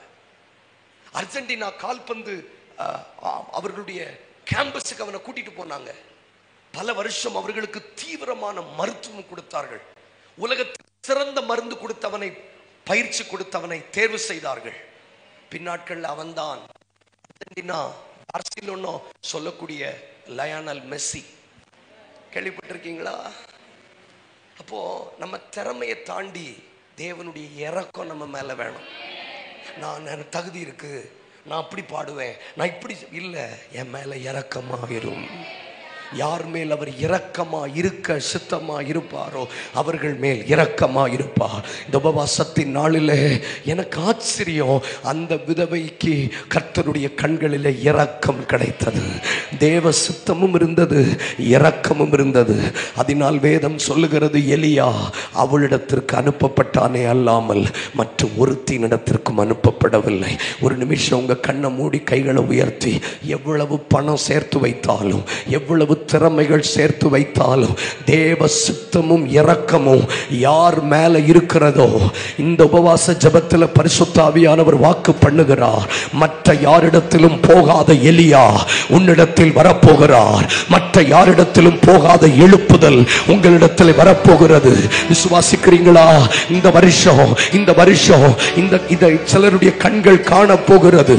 ஓ ராம் ஜெகே நியம் பலபா கயாஸ் மடலா பகயந்தனா. அபிஷேகம் பெற்றவர்கள் யாரும் உணர்ச்சி வசப்பட வேண்டாம். ஆனா ஜெபிக்க தொடங்குங்க. உங்க தகுதி வேற ஒண்ணும் இல்லை. உங்க தகுதி தேவ சித்தம் செய்வது. உங்கள் தகுதி இந்த சபைக்கு பரிசுத்த ஆவியானவர் சொல்லுகிறார், இந்த பலிபீடத்திற்கு பரிசுத்த ஆவியானவர் சொல்லுகிறார், நீங்கள் தேவ சித்தம் செய்வீர்களானால் நீ எத்தனை பஞ்சத்தின் நடுவிலே அகப்பட்டாலும், நீ எத்தனை ஜனக்கூட்டத்தின் நடுவிலே அகப்பட்டாலும் கர்த்தருடைய கண்கள் உங்களை கண்டுபிடிக்கும். சகோதரி, இந்த வருஷம் நீ கண்டுபிடிக்கப்படுவாய். சிலருடைய பிள்ளைகள் கண்டுபிடிக்கப்படுவார்கள். தேவ சித்தம் செய்ய போகிற சிலருடைய வாசஸ்தலங்களை நோக்கி எலியாக்கள் புறப்பட்டு வருகிறார்கள். கைத்தட்டி ஆண்டவருக்கு ஸ்தோத்திரம் பண்ணுங்க. தேவ சித்தம் செய்கிறவர்கள் மேல் நல்ல வாய் திறந்து தேவ சித்தம் செய்கிறவர்கள் மேல், தேவ சித்தம் செய்கிறவர்கள் இந்த வருஷம் கண்டுபிடிக்கப்படுவார்கள். ஜெபிங்க ஜெபிங்க ஜெபிங்க. தேவ ராஜ்யத்திற்கு துணை நிற்கிறவர்கள், தேவ சபைக்கு துணை நிற்கிறவர்கள், தேவ திட்டத்திற்கு துணை நிற்கிறவர்கள் இந்த வருஷம் கண்டுபிடிக்கப்படுவார்கள். அது சின்னதோ பெரியதோ, அது கிராம ஊழியமோ சபை ஊழியமோ, அது பராமரிப்போ எதுவோ, ஆனால் இந்த வருஷம் எலியா உங்களை கண்டுபிடித்து மற்ற யார் வீட்டுக்கு போகாதவர்.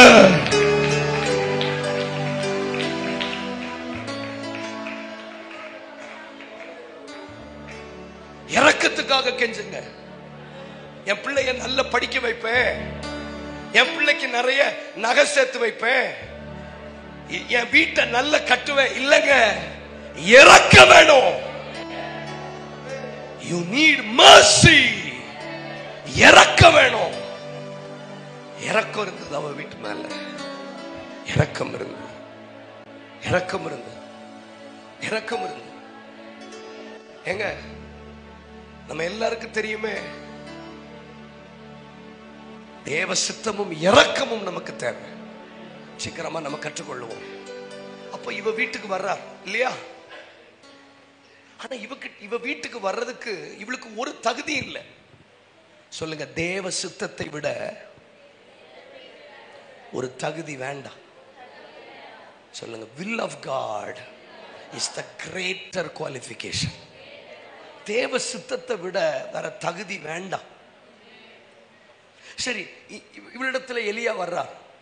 வந்துட்டு எனக்கு குடிக்க கொஞ்சம் தண்ணி தான்னு கேட்கிறார். இல்ல பாஸ்டர். அப்ப அவ தண்ணீர் எடுக்க போன போது அவள்கிட்ட சொல்றாரு, ஒரு சிறிய அடையை சுட்டு கொண்டு வாழ். அப்ப அவ சொல்றா, பானையில கொஞ்சம் மாவும் எண்ணெயும் அல்லாமல் உமது அடியாளிடத்துல வேற ஒன்றும் இல்லை என்று உம்முடைய ஜீவனை கொண்டு, கர்த்தருடைய ஜீவனை கொண்டு நான் ஆணையிடுறேன்னு சொல்றார். அப்போ இந்த எலியா எப்படி வாழ்ந்தவர்? ஒரு வசனத்தை நாம் படிக்க போகிறோம். 1 ராஜாக்கள். இந்த தேவ சித்தத்துக்கு இருக்கிற வல்லமையை பாருங்களேன். 1 ராஜாக்கள் 17:6. 1 ராஜாக்கள் 17:6. காகங்கள் அவனுக்கு விடியற்காலத்தில் அப்பமும் இறைச்சியும் சாயங்காலத்தில் அப்பமும் இறைச்சியும் கொண்டு வந்தது. Thank you pastor. அப்போ ஒன்று, இயற்கைக்கு அப்பாற்பட்ட விதத்தில் வழிநடத்தப்பட்ட மனுஷன் தான் எலியா. 3 விஷயங்களை கற்றுக்கொள்ள போறோம். இயற்கைக்கு, காகம் ஒருத்தனுக்கு சாப்பாடு கொடுக்கறதுங்கிறது இயற்கையா? நம்ம ஊர்ல காக்கா திருடும், மனுஷன் திருடுவான், அதை விட்டுருங்க. நம்ம ஊர்ல காக்கா திருடும். பாட்டி வடை சுட்ட கடை காக்கா தானே? தெரியல. அப்ப நம்ம ஊர்ல காகம் திருடும். காகத்தை பற்றி நல்ல அபிப்பிராயம் இல்லை. நோவாவுடைய பேழையில காகங்கள் போக்குவரத்துமா இருந்தது. காகத்தை பற்றி நல்ல அபிப்பிராயம் இல்லை. யாரும் வீட்டில் காக்கா வளர்க்கறது இல்லை. காரமடை தாண்டி வரும்போது ஒரு கடையில் லவ் பேர்ட்ஸ் வளர்த்துக்கிட்டு இருக்காங்க, பார்த்தேன். லவ் பேர்ட்ஸ் தெரியாதா? எங்கேயுமே காக்கா வளர்க்க மாட்டாங்க. காக்கா வளர்ப்பாங்களா? நான் ஒரு ஜோடி காக்கா வளர்க்கேன்னு வளர்க்க மாட்டாங்க. காக்கா யாருக்கும் பிடிக்காது. ஏன்னா காக்காவுடைய சுபாவம் வேற. ஆனா அந்த காக்கா எப்படி வாயில அப்பமும் இறைச்சியும் சாப்பிடாம கொண்டு வந்துன்னு எனக்கு தெரியல.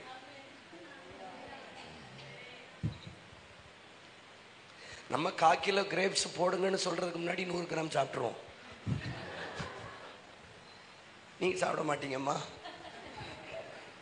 சாப்பிட மாட்டீங்களா? இந்த கிரேப்ஸ் என்ன வேலைன்னு கேட்டுட்டு இங்கே ஒன்று எடுத்து தாத்தாவுக்கு கொடுத்துருவோம், சித்தப்பா கொடுத்துருவோம், நீ ஒன்று சாப்பிடு. அதுலேயே 100 கிராம் போயிடும். பழக்கடைக்கே போனதில்லை. என்ன நல்லது, அப்படியே இருங்க. நல்லது. நீங்கள் ரொம்ப பெர்ஃபெக்ட். என்ன நம்ம தான் பாவிகளாக இருந்திருக்கோம். என்ன பாஸ்டர், நம்ம தான் அயோக்கியனாக இருந்திருக்கேன். உங்களை பார்த்தா எனக்கு தெரியுது. இந்த இப்படி திராட்சை பழம்னு சொல்லிட்டு இப்படி கையும் இப்படி இப்படி இருப்பீங்களா? வீட்டுக்கு வந்தால் சாப்பிடுவீங்களாமா? இல்லை இல்லை. டேஸ்ட்டுக்கு எடுப்பீங்களா இல்லையா? ஆனால் அதுக்கு வாயில் இருக்கு அப்பமே இறைச்சியும் சாப்பிடல. அதுக்கு பேர் தான் சூப்பர் நேச்சுரல் ப்ரொவிஷன். பட்சிக்கிறவன் இடத்திலிருந்து பட்சணம், பலவான இடத்திலிருந்து மதுரம். இதெல்லாம் அந்த கேஸ் தான். வாயில அப்பமே இறைச்சி இருக்கு. வெஜ் மீல்ஸையே விடாது காக்கா. நான்வெஜ் பக்கா தலப்பா கட்டி. சேலம் ஆறார் தெரியல, எல்லாம் நமக்கு தான் தெரியுது. ஆனால் நீங்கள் இனி ஒரு காலம் ஹோட்டல் போக மாட்டீங்கன்னு நான் ஜெபம் பண்ணிடுவேன். பிறகு ஹோட்டல் தெரியாது இல்லை உங்களுக்கு? சரி, இருங்க இருங்க. நான் கர்த்தருடைய ஊழியக்காரன். நான் சில நேரம் நான் ஜெபம் பண்ணிட்டேன்னா நீங்கள் திரும்ப ஹோட்டல் போக முடியாது. அப்போ யூ மீன் ஹோட்டலுங்கிற மாதிரி நீங்கள் இருந்தீங்கன்னா நான் என்னமா செய்ய? எங்கள் வீட்டிலெல்லாம் ஹோட்டல்னு சொல்லிட்டா எங்கள் அம்மா கிச்சனை இழுத்து மூடிடுவாங்க. ஏன்னா அன்னைக்கு சமைக்க வேண்டாமே. ஏம்மா அங்கே என்னம்மா டைம்? சரி, பக்கா நான்வெஜ் பாஸ்டர், பக்கா நான் வெஜிடேரியன், பக்கா நான்வெஜ். நம்ம வீட்டு ஜிம்மியை கட்டி போட்டாலே அத்திட்டு வந்துடும். அந்த நான்வெஜ் வாயில் இருக்கான ஒரு பருக்க சாப்பிடல. பேக்கிங் கரெக்டா எலியா கிட்ட. 2வது, காலையிலும் சாயங்காலமும் கேட்காமலேயே கொண்டு போய் கொடுக்குது.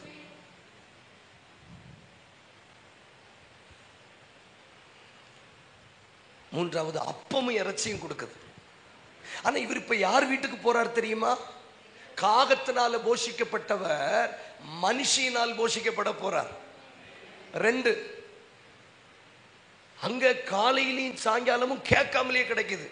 இங்க இவகிட்ட கேட்டாலும் சண்டை போடுறா. இதுக்கு தான் நான் கதை சொல்றேன், விளையாட்டுக்கு இல்ல, புரிய வைக்கணும் இல்ல பாஸ்டர். அங்க கேட்காமலேயே காலையிலையும் சாயங்காலமும் இறைச்சி கிடைக்குது. இங்க இவர்கிட்ட கேட்கிறா, சண்டை போடுறார். ஒண்ணு சுட்டு தாமா. அவ சொல்றா, இல்ல இல்ல கொஞ்சம் தான் இருக்கு. ஆனா இவர் எப்படி வாழ்ந்தவர்? கேட்காம கிடைச்சு வாழ்ந்தவர்.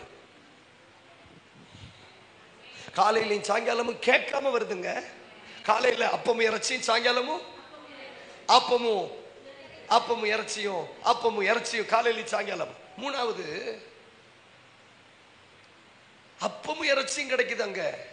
இங்க வெறும் அப்பந்தான், அதுவும் சண்டை போட்டு. இப்ப இதுல இருந்து ஆண்டவர் என்ன சொல்ல விரும்புறாரு அப்படின்னா, இவ்வளோ பெரிய மகத்துவத்துல வாழ்ந்த ஒரு எலியா, இவ்வளவு மகிமையில வாழ்ந்த ஒரு எலியா சாதாரண இவகிட்ட ஏன் வரணும்? அவர் தேவனுடைய ரூபமா இருந்தும் தேவனுக்கு சமமா இருப்பதை கொள்ளையாடின பொருளா எண்ணாமல் தம்மை தாம் வெறுத்து அடிமையின் ரூபம் எடுத்து மனுஷ சாயலாகி நம்மிடத்துல ஏன் வரணும்? என் பாத்திரத்துல எவ்வளவு மாவு இருக்குன்னு எனக்கு தெரியும் சிஸ்டர். என்னுடைய ஜாடி கலசத்துல எவ்வளவு எண்ணெய் இருக்குன்னு எனக்கு தெரியும். என் பரிசுத்தத்தின் அளவு என்னன்னு எனக்கு தெரியும். என் ஜபத்தின் அளவு எவ்வளவுன்னு எனக்கு தெரியும். என் தாழ்மையின் அளவு எவ்வளவுன்னு தெரியும். என் உத்தமத்தின் அளவு எவ்வளவுன்னு தெரியும். என் பாத்திரத்துல கொஞ்சமாவது கவர்ச்சிகரமாய் ஒன்றும் என்கிட்ட இல்லை, இறைச்சி இல்லை, வாசனை வீசக்கூடிய ஒன்றும் என் வாழ்க்கையில இல்லை. என்னை தேடி வந்தவர் என்கிட்ட ஒன்றும் இல்லை, ஆனாலும் என்னை தேடி வந்தா.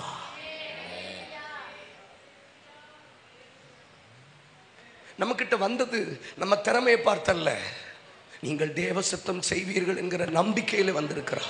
ஒரு நிமிஷம் வலது கரங்களை உயர்த்துங்க பார்க்கலாம். இன்னைக்கு நம்ம கிட்ட எந்த ஸ்டேட்டஸையும் காட்டுறதுக்கு நம்ம கிட்ட ஒண்ணும் இல்லை. என்கிட்ட இவ்வளவு மாவு இருக்குன்னு சொல்லவோ, இவ்வளவு சீக்கிரமா நேரம் ஆயிட்டே இருக்கு, இவ்வளவு மாவு இருக்கணும், கண்ணை மூடுங்களேன், இவ்வளவு என்ன இருக்கணும்னு சொல்றதுக்கு நம்ம கிட்ட ஒரு தகுதியும் இல்லை. ஜெப குறைவுள்ளவர்கள், வேத வாசிப்பில் குறைவுள்ளவர்கள், பரிசுத்தத்தில் குறைவுள்ளவர்கள், ஆனாலும் நம்மை தேடி வந்தா. வேகமா வாயை தரங்க. சிலர் வீட்டுக்கெல்லாம் போனா நல்ல இறைச்சி கிடைக்கும், நல்ல வாசனைகள் இருக்கும், நல்ல நிறைவான நன்மைகள் இருக்கும். ஆனா அவங்க கிட்ட எல்லாம் போகாத எலியா நம்மை தேடி வந்திருக்கிறார். ஒரு 2 வார்த்தை ஜபிங்க, இது உங்களுக்கு புரியட்டும். கொஞ்சம் மாவு தான், கொஞ்சம் எண்ணெய் தான், ஆனாலும் தேடி வந்திருக்கிறார்.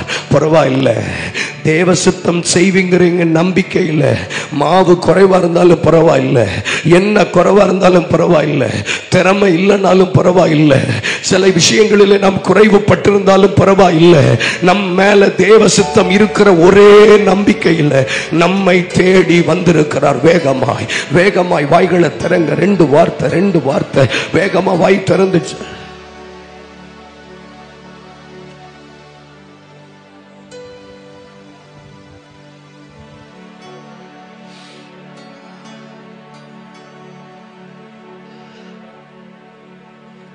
ஒவ்வொரு நிதானிங்க. என்கிட்ட ஒண்ணுமே இல்லை, என்கிட்ட ஒண்ணுமே இல்லை. நல்ல பாட்டு பாட தெரியாது, வசனத்தை ஒழுங்கா பேச தெரியாது, ஆனா என்கிட்ட வந்தா பாய்த்தரங்க.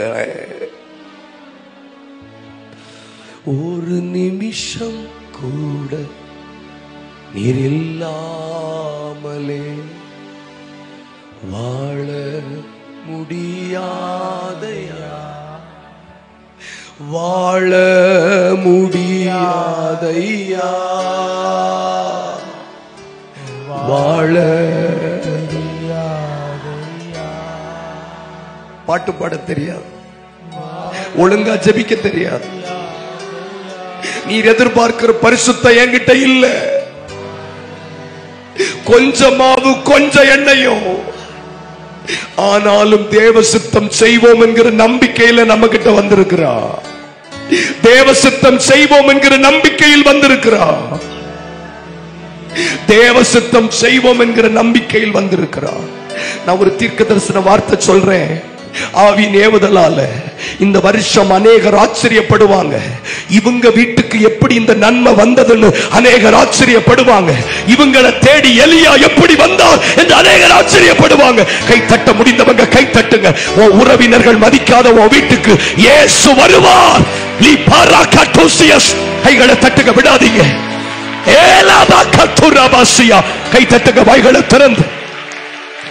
தகுதியை மீறி வருவார், தகுதியை மீறி வருவார், தகுதியை மீறி வருவார். More than your capacity, Elijah will come. விடாதீங்க, விடாதீங்க, கை தட்டி. ரகபா ரந்தனா மசியா இகபலம் சர்க்கரியா தலபா. உன் தகுதியை மீறி, உன் தகுதியை மீறி, உன் தகுதியை மீறி, உன் தகுதியை மீறி தேவ சித்தத்தை விட வேற எதுவும் பெருசில்ல. விடாதீங்க, விடாதீங்க, விடாதீங்க. என்னையோ மாவோ அல்ல விஷயம், ஓ சரீர பலவீனங்கள் அல்ல விஷயம்.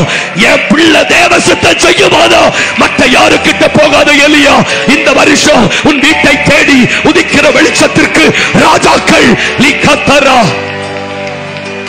உன் பிள்ளைக்கு நீ என்ன சேர்த்து வச்சிருக்க? உன் பிள்ளையை யார் தேடி வருவான்னு கேட்கிறாங்கல்ல.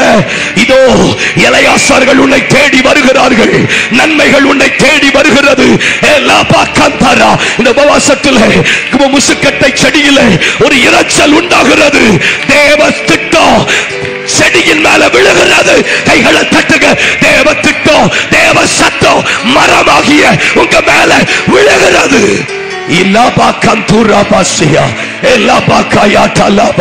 என்ன தகுதி இருக்குன்னு கேட்டாங்கல்ல, என்ன தகுதி இருக்குன்னு கேட்டாங்கல்ல, பணம் வச்சிருக்கிறியான்னு கேட்டாங்கல்ல, தகுதி இருக்கான்னு கேட்டாங்கல்ல, நிலம் இருக்கான்னு கேட்டாங்கல்ல. தேவ சித்தத்தை விட ஒரு தகுதி வேண்டாம்.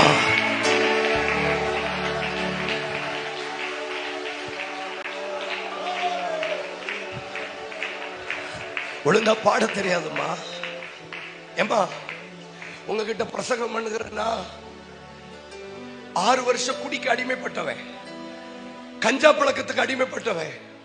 எனக்கு கீபோர்டு நாலேஜ் இல்லை, எனக்கு கார்டு தெரியாது, எனக்கு பைபிளோட வசனம் தெரியாது.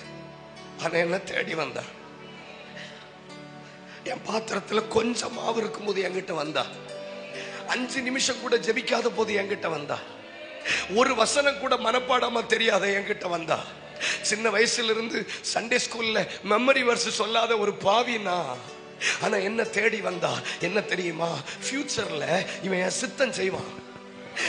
இப்போ இவன் பாத்திரத்துல ஒண்ணும் இல்ல, இப்போ இவங்க வாழ்க்கையில ஒண்ணும் இல்ல, ஆனா எதிர்காலத்துல இவன் தேவ திட்டத்துக்கு பிரயோஜனமா இருப்பான். இன் ஃபியூச்சர் இவன் தேவ ராஜ்யத்துக்கு பிரயோஜனமா இருப்பான். நல்ல கவனிங்க.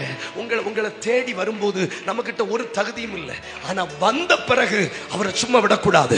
வந்த பிறகு அவரை வாழ வைக்கணும், வந்த பிறகு அவரை பராமரிக்கணும். சரி, தகுதி இல்லாத போது என்கிட்ட வந்தாருங்கிறதுனால நான் அப்படியே என் வாழ்க்கையை நான் ஓட்ட முடியாது. என் தகுதியை நான் வளர்த்துக்கணும். பைபிள் வாசிக்காத போதுதான் என்கிட்ட வந்தார், ஜெபிக்காத போதுதான் என்கிட்ட வந்தார். ஆனா வந்த பிறகு நான் ஜெபிக்காம பைபிள் படிக்காம இருந்தா அது தப்பு. புரியுற மாதிரி பேசுறேன்னா, தகுதியை மீறி வர்றாருல, வந்தவருக்கு நீங்களும் நான் என்ன செய்ய போறோம்? வந்த பிறகும் பஞ்ச பாட்டு பாட போறீங்களா? வந்த பிறகு அவள் அவனை பராமரிக்க தொடங்கினாள். இந்த வேர்டை கவனிங்க. She was so sensitive. தன்னிடத்தில் வந்தவரை அடையாளம் கண்டு கொண்டாள், பராமரிக்க தொடங்கினாள். தாங்கிட்ட இருக்கிற கொஞ்சத்திலையும் முதல் பங்கு அவருக்கு கொடுத்தா. தாங்கிட்ட 1 மணி நேரம் இருந்தாலும் அதுல 1/2 மணி நேரத்தை தேவனுக்கு கொடுங்க. வெளிப்படுத்தின விசேஷம் 3:8, உனக்கு கொஞ்ச பலன் இருந்தும் என் நாமத்தை மறுதலியாமல் என் வசனத்தை நீ கை கொண்டு நட. மார்க் 14:8, அவள் தன்னால் இயன்றதை செய்தாள். இல்லை இல்லைன்னு பஞ்சப்பாட்டு பாடாம இருக்கிறதுல முதல்ல அவருக்கு கொடுங்க. 1 ராஜாக்கள் 17:13, முதல்ல அதுல prepare a small cake, முதல்ல ஒரு சின்ன கேக் எனக்கு செய்து கொண்டு வான்னு சொல்றார். தன்னிடத்தில் வந்த எலியாவை அவள் பராமரிக்க தொடங்குகிறாள். இன்னைக்கு நிறைய நேரங்கள்ல சீக்கிரமா நம்ம கற்றுக்கொள்ள போறோம், தகுதி இல்லாத நம்ம கிட்ட தான் ஆண்டவர் வர்றார். ஆனா வந்த பிறகு அவரை நாம பராமரிக்கிறதுல தான் அவர் நம்மோடு தங்கி இருப்பார். பாஸ்டர், இந்த நாட்கள்ல முசுக்கட்டை செடியில இரைச்சல், இது இந்த நாட்களுக்கு மட்டுமல்ல, தொடர்ந்து இந்த சபையின் மேல் அந்த இரைச்சல் நிற்க விரும்புகிறது. That sound wants to stay. அந்த சத்தம் நிற்க விரும்புகிறது, அந்த சத்தம் தொடர விரும்புகிறது, அந்த சத்தம் முற்றிலும் நின்று உலாவ விரும்புகிறது. அது உங்க எல்லைகள்ல தாமரிக்கணும்னா நீங்க அதை பராமரிக்கணும். அதுக்கு ஆங்கிலத்தில் சொல்ற வார்த்தை give good hospitality. நல்ல பராமரிப்பை கொடுங்க. நல்ல உங்ககிட்ட வந்த அந்த எலியாவை நீங்க பராமரிங்க. எப்படியெல்லாம் பராமரிக்க முடியுமோ நீங்க பராமரிங்க. ஆனா வேதனையான விஷயம் என்ன தெரியுமா? 1 சாமுவேல் 2வது அதிகாரம் 30வது வசனம். வேகமா வாசிங்க. 1 சாமுவேல் 2:30. சீக்கிரம். 1 சாமுவேல் 2:30 இல்லையா? ஆகையால் இஸ்ரவேலின் தேவனாகிய கர்த்தர் சொல்லுகிறத எல்லாரும் சேர்ந்து படிப்போம்.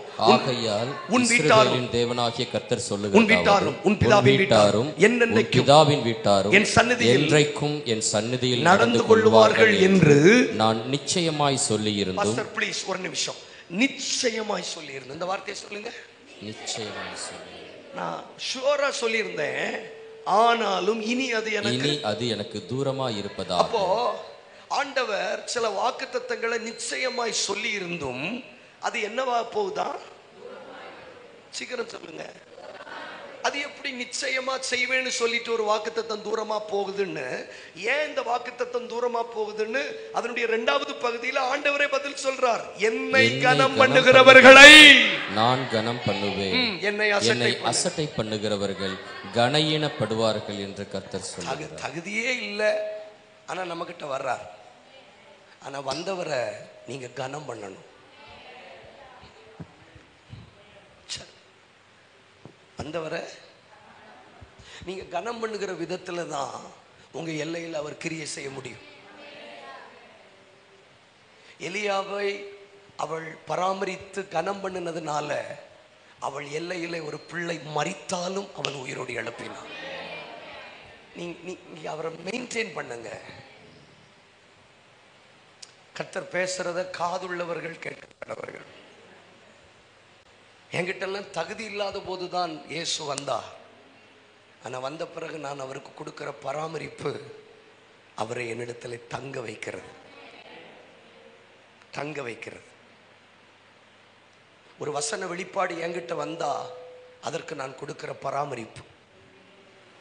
ஆதியாகமம் 25 வாசிக்க வேண்டாம், 22, 23.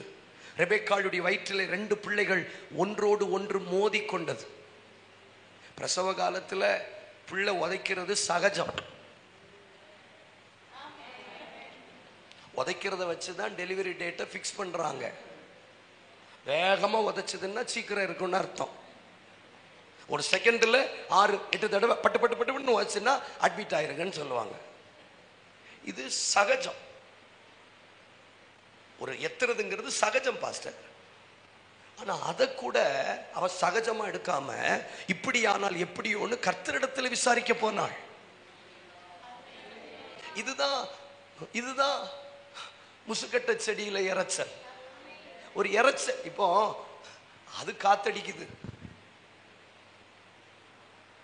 எனக்கு 2 பிள்ளைங்க. ஹாலில் உட்கார்ந்துருக்குறோம்.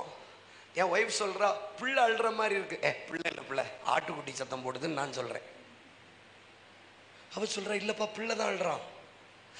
ஆட்டுக்குட்டி பக்கத்து வீட்டில் இருக்கிற ஆட்டுக்குட்டி சத்தம் போடுதுன்னு. 3வது தடவை ஈன்னு அழுறான். நான் சொல்றேன், ஆட்டுக்குட்டி ஏன் இவ்வளவு கத்துது, புல்லு வைக்கலையா?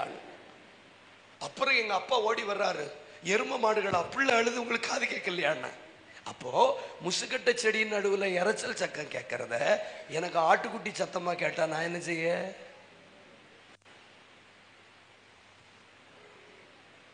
B sensitive. இந்த சபை ரொம்ப சென்சிட்டிவா இருக்கும்படி ஆண்டவர் அழைப்பு கொடுக்கிறார்.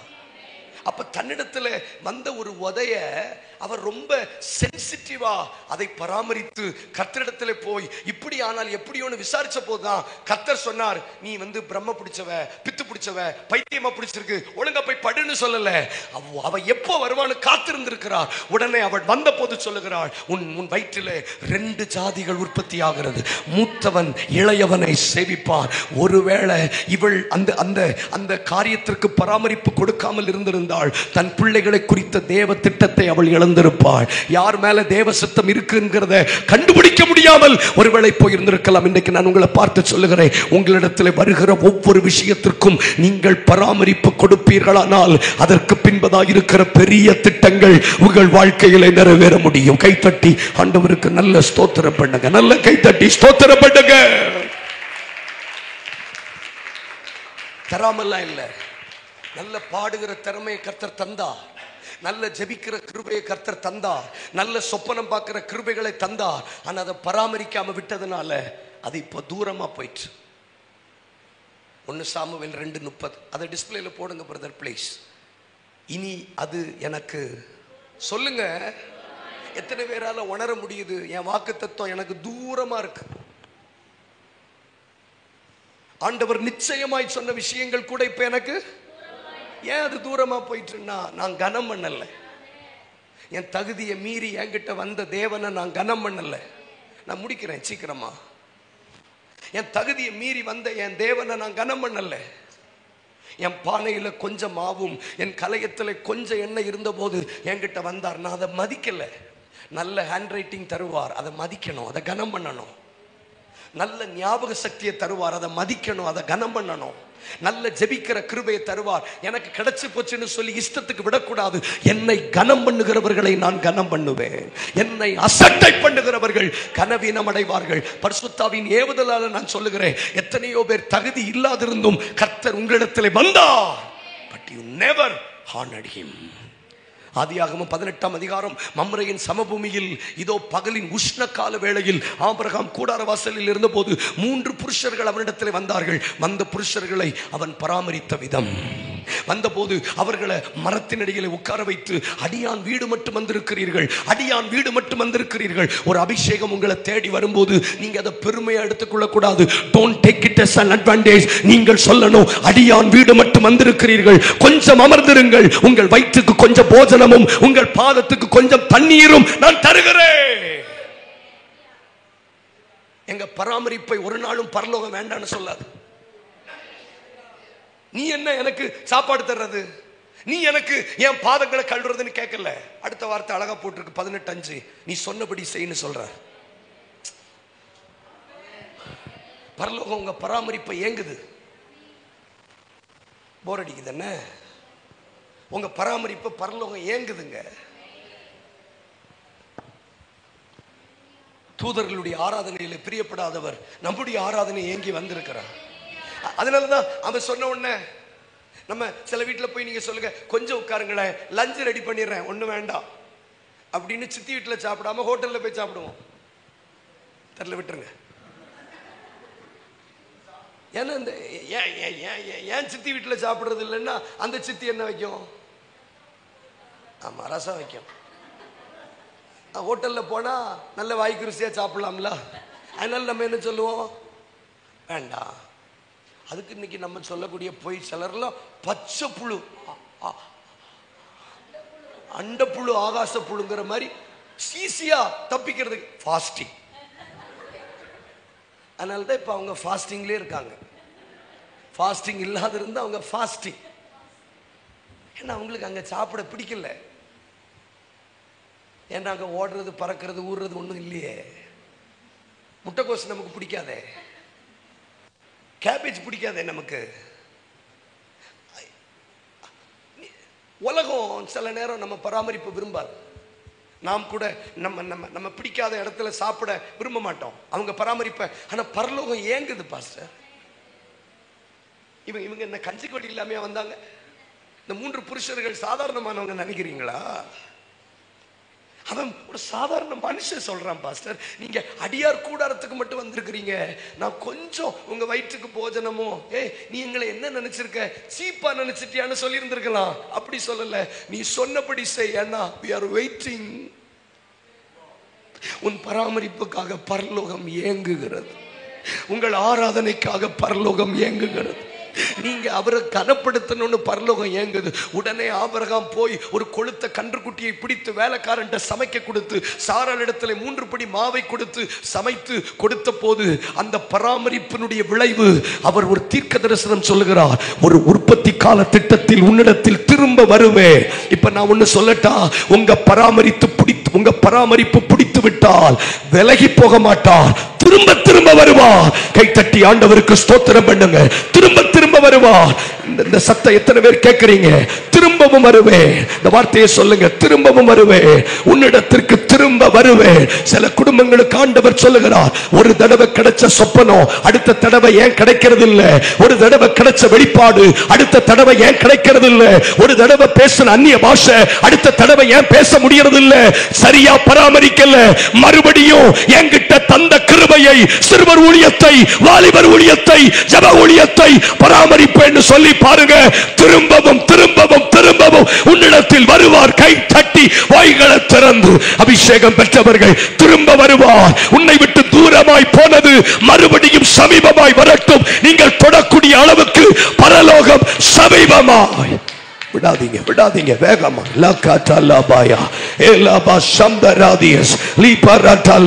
கடைசி 5 நிமிஷம் வேடிக்கை பார்க்காதீங்க. தராமலாம் இல்ல, சந்திக்காமலாம் இல்ல, கொடுக்காமலாம் இல்ல, கிருபை தராம இல்ல, அபிஷேகம் தராம இல்ல, இரக்கம் தராம இல்ல. ஆனா நீங்க பராமரிக்க தவறிட்டீங்க.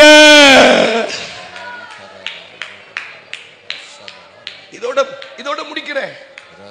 இந்த உபவாசத்தில் ஆண்டவர் எதிர்பார்க்கிறது, நான் உனக்கு தந்ததை எப்படி பராமரிச்சீங்க?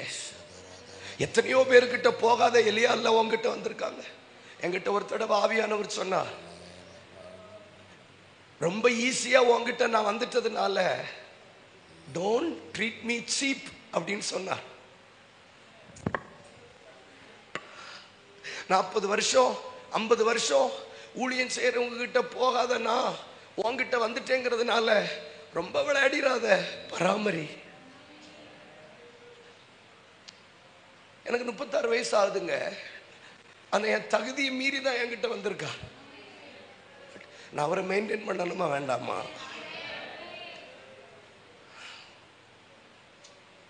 எனக்கு கிடைச்சு போச்சுன்னு சொல்லி நான் விளையாட முடியாது. இங்க இருக்கிற யாருக்கும் கிருபை தராம இல்ல. எவ்வளவு சொப்பனம் பார்ப்பீங்க, எவ்வளவு வசனம், எவ்வளவு ஜெபம், எவ்வளவு ஆராதனை. இந்த சபை மறுபடியும் பராமரிக்க தொடங்கணும். பராமரிக்கணும். நீங்க பராமரிக்காம விட்டதுனாலதான் அது தூரமா இருக்கு. இப்போ உங்களுக்கு தெரியுதா, என் வாக்குத்தத்தம் தூரமா இருக்கு. என் வாக்குத்தத்தம் பக்கத்துல இல்ல, தூரமா இருக்கு.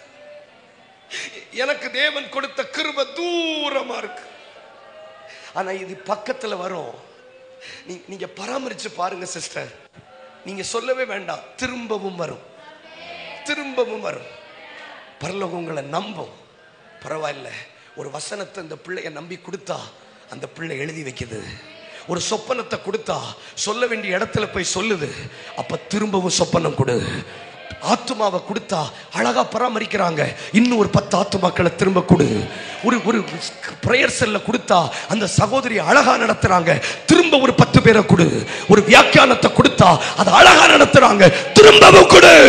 இன்னைக்கு காலை வேளையில் திரும்ப வரப்போகிறது, திரும்ப வரப்போகிறது. கைகளை தட்டுங்க பார்க்கலாம். உங்களை விட்டு விலகி போன கிருபை விடாதீங்க, விடாதீங்க. ரகபாபாயா சதலா கதோரபா ரியதலபாயா சே ரிய சதலபா கதோரபா. விடாதீங்க, விடாதீங்க. ஆண்டவரே, இனி நான் உங்களை பராமரிப்பேன். தகுதியை மீறி என்கிட்ட வர்ற இயேசுவை நான் பராமரிப்பேன். லஹம் சிகோரியம் தெலிபி லஹசிகதலபா. இந்த சபைக்கு கர்த்தர் சொல்லுகிற தீர்க்கதரிசன வார்த்தை, உன் தகுதியை மீறி நான் தந்த கிருபைகளை நீ பராமரிப்பாயானால் நான் திரும்பவும் உன்னிடத்திற்கு வருவேன். அப்பொழுது நீ ஒரு குமாரனை அணைத்துக் கொண்டிருப்பாய். முசுக்கட்டை செடியின் நடுவிலே the sound from the mulberry tree. ஒரு சத்தம் கேட்டவுடன் நீ அதை கனம் பண்ணு, அதை பராமரி. அந்த சத்தத்தை மதிக்க பழகு. அதை மதிப்பாயானால் நான் உனக்கு முன்பதாக புறப்பட்டிருப்பேன். நீ பெலிஸ்தியரை முறியடிப்பாய். கைகளை தட்டி அபிஷேகம் பெற்றவர்கள்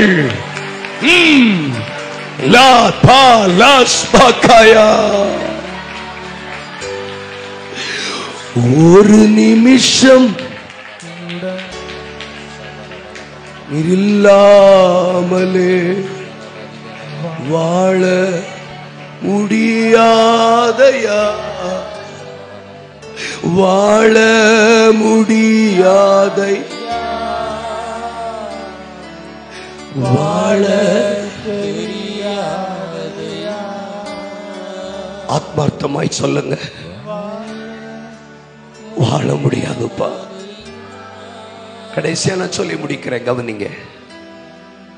கர்த்தருடைய உடன்படிக்கை பெட்டி சீலோவில் இருந்தது. எங்க இருந்தது? கவனிங்களேன். இந்த பராமரிப்புக்கு என்ன ரிசல்ட்னு சொல்லி முடிப்போம். கர்த்தருடைய பெட்டி எங்க இருந்தது? இப்ப இஸ்ரவேல் புத்திரர்கள் சொல்றாங்க, கர்த்தருடைய பெட்டி நம்ம கொண்டு வருவோம், அப்போ பெலிஸ்தியர்கள் கைக்கு நாம தப்பு வைக்கலாம். சீலோவில் இருக்கிற கர்த்தருடைய பெட்டிய யுத்த களத்துக்கு கொண்டு வந்தாங்க. இஸ்ரவேல் ஜனங்கள் முறியடிக்கப்பட்டார்கள். அப்ப அந்த பெட்டி எங்க போயிட்டு தெரியுமா? அஸ்தோத்துக்கு போயிட்டு. சொல்லுங்க, அஸ்தோத்.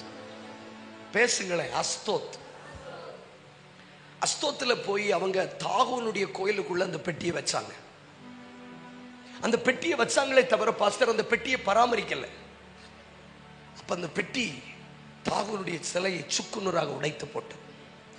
அந்த பெட்டியின் நிமித்தம் அவர்கள் வாதிக்கப்பட்டதினால் அவர்களுக்குள் மூல வியாதி வந்தது.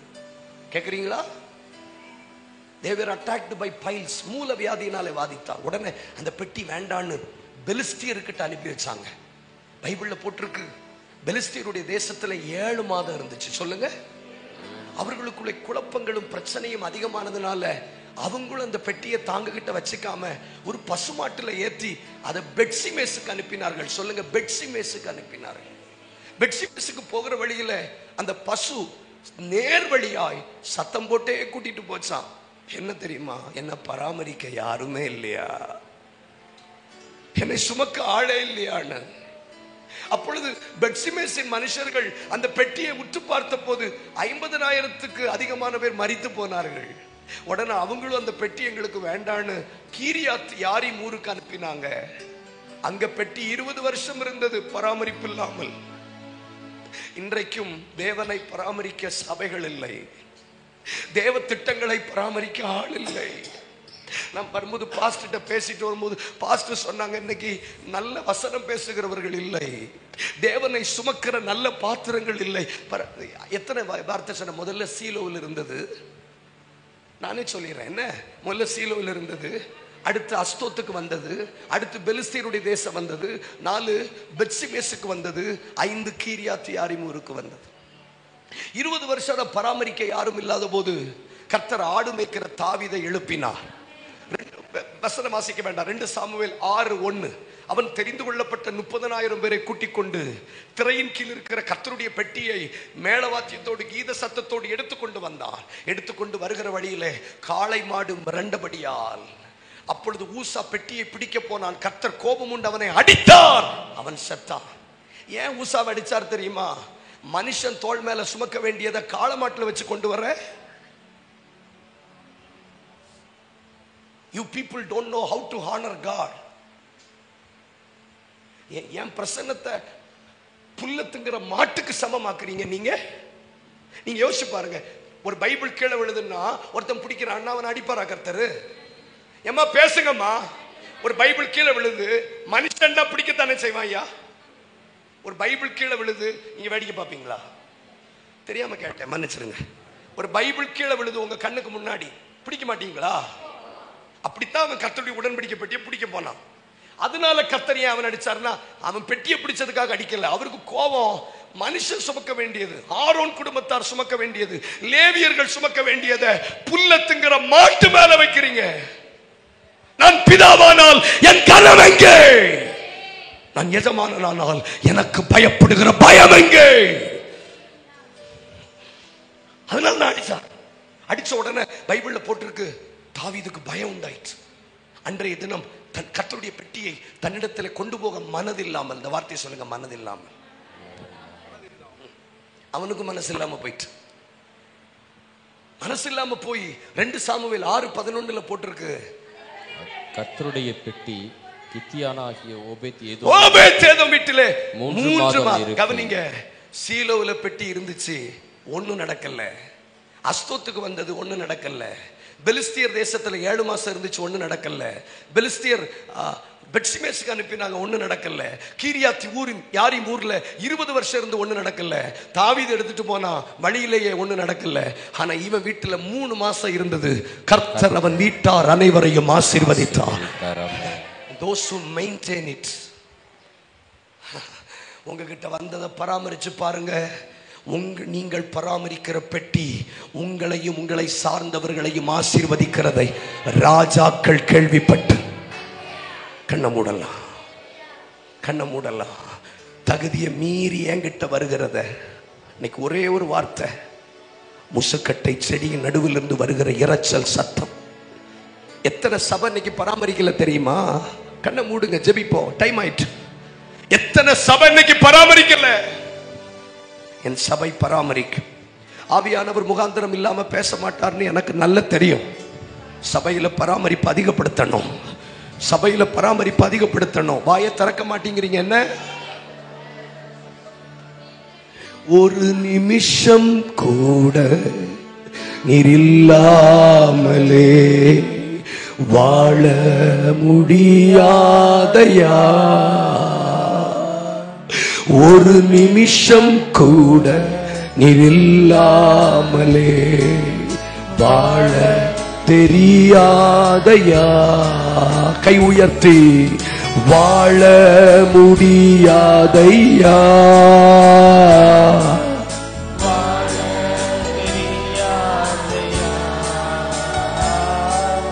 வாழ முடியாதையா. எல்லாரும் வாய்த்திறப்போ.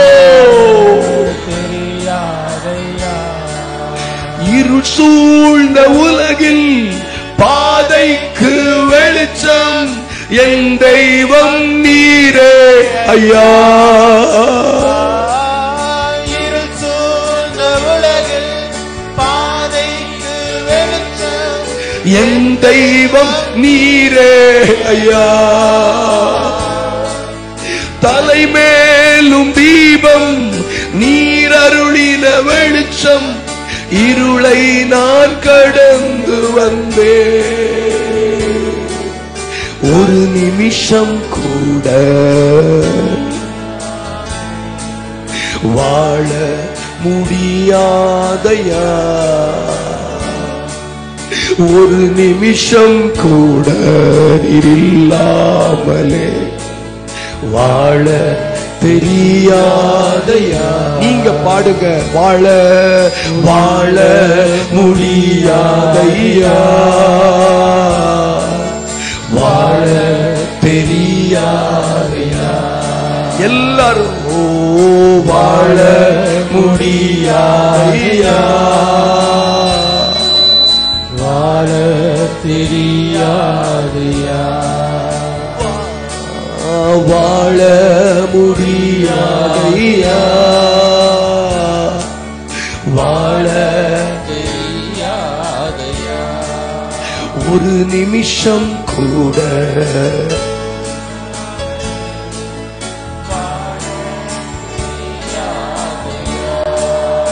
ஒரு நிமிஷம் கூட ரபலபகயதலஸ் வாழ முடியாதையா,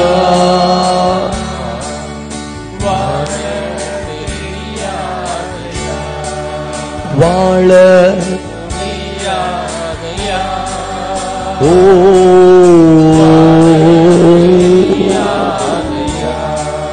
வாழ முடியாதையா,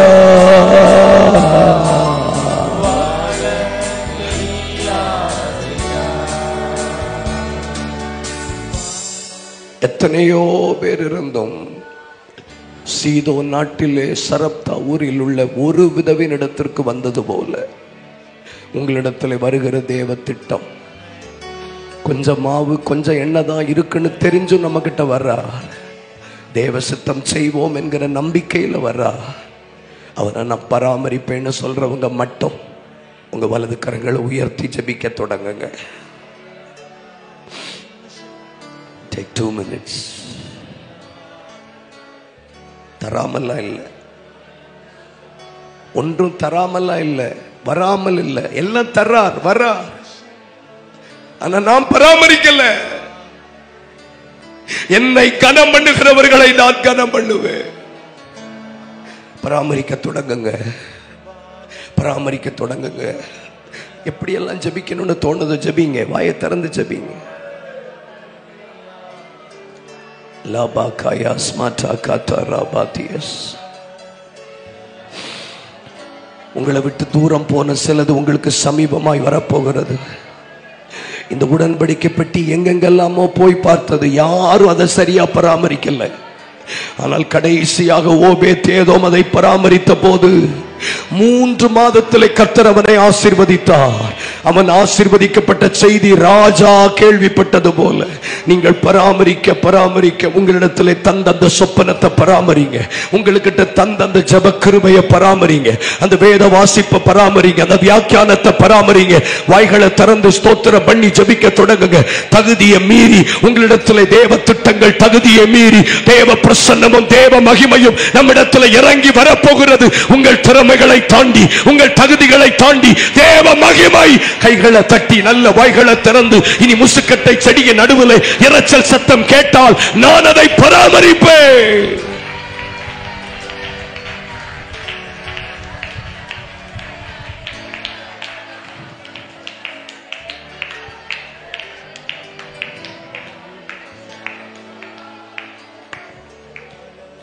வாக்குத்தத்தம் எல்லாம் தூரம் போன மாதிரி உணர்றேன். இப்ப அது என் பக்கத்துல இல்லை. அதுக்கு ஒரே ஒரு காரணம், நீங்க அதை பராமரிக்கல, அதை மதிக்கல, அந்த வாக்குத்தத்தத்தை கனம் பண்ணல, நீங்க அந்த தீர்க்க தரிசன வார்த்தையை மதிக்கல, அந்த சொப்பனத்தை கனம் பண்ணல. ஆவியானவர் தெளிவாய் பேசுகிறார். அதை நீங்க மதிச்சிருந்தீங்கன்னா அது உங்க எல்லையில இருக்கும். அது உங்கள் நடுவில் செத்தவைகளை உயிரடைய பண்ணும், மாவை வர்த்திக்க பண்ணும், எண்ணெயை வர்த்திக்க பண்ணும், பஞ்ச காலம் முழுவதும் உன்னை போஷிக்கும். அவளும் அவள் வீட்டாரும் அநேக நாள் புசித்தார்கள். என்னால முடியலனாலும் கொஞ்சமாவது நான் பராமரிப்பேன். ஒப்பு கொடுக்கிறவங்க எல்லாரும் ஒப்பு கொடுங்க. வாய்களை திறங்க. தலைக்கு மேல இருக்கிற வானம் ரொம்ப முக்கியம். இந்த பூமியில ஏற்படுகிற ஒவ்வொரு மாற்றத்திற்கும் உங்க தலை மேல இருக்கிற வானம் ரொம்ப முக்கியம். இப்ப நீங்க தனிப்பட்ட விதத்துல ஜெபிங்க, என் தலை மேல இருக்கிற வானம் திறக்கப்படட்டும். பொதுவான வானம் அல்ல, என் தலை மேல இருக்கிற வானம். எழுமி நிற்பமா, எழுமி நிற்பமா, எழுமி நிற்பமா. என் தலை மேல இருக்கிற வானம் இப்ப திறக்கப்பட போகிறது. பொதுவான வானம் அல்ல, உங்களுக்கான வானம் திறக்கப்படட்டும். ஒவ்வொரு தேவ மனுஷர்களும் ஜெபிப்போம், ஒவ்வொரு விசுவாசிகளும் ஜெபிப்போம். யாரும் வேடிக்கை பார்க்க வேண்டாம். 2 அல்லது 3 நிமிஷங்கள் என் தலை மேல இருக்கிற வானம் திறக்கப்படட்டும், என் தலை மேல இருக்கிற வானம் திறக்கப்படட்டும். ஒவ்வொரு சபைக்கு மேலையும் வரும்.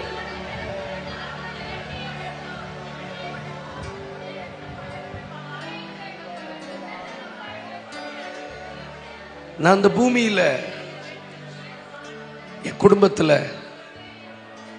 என் பூமிக்குரிய வாழ்க்கையில் நிறைய பிரச்சனைகள் வரும்போது பூமியிலேயே அதற்கு பதிலை நான் கண்டுபிடிக்க பார்க்கிறேன். பூமியிலேயே அதை சரி பண்றதுக்கு முயற்சி பண்றேன்.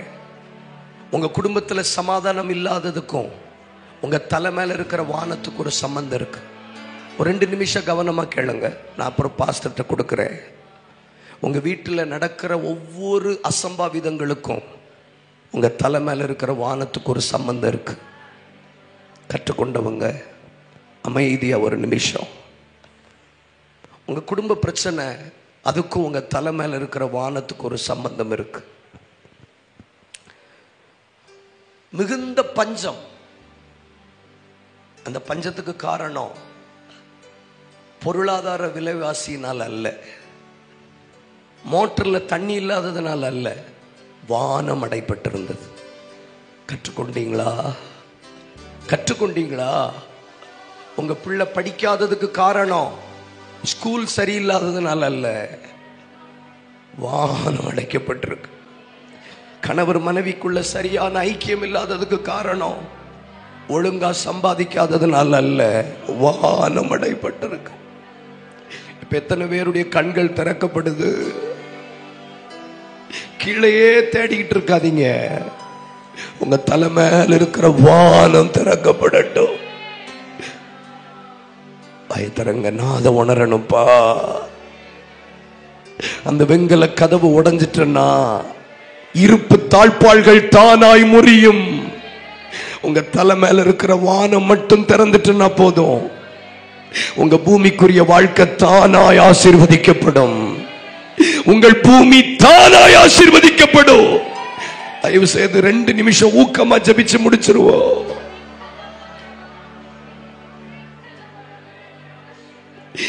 இருள் சூழ்ந்த உலகில் பாதைக்கு வெளிச்சம் என் தெய்வம் நீரே ஐயா. தலைமேலும் தீபம் நீர் அருளின வெளிச்சம், இருளை நான் கடந்து இருள் சூழ்ந்த உலகில் பாதைக்கு வெளிச்சம் என் தெய்வம். சத்தமா தலைமேலும் தீபம் நீர் அருளின வெளிச்சம், இருளை நான் கடந்து நீங்காத மகிழ்ச்சி நித்திய வெளிச்சம் நீரே போதுமையா.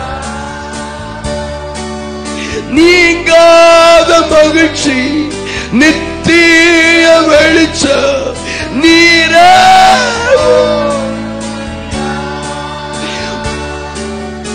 ஒரு நிமிஷம் கூட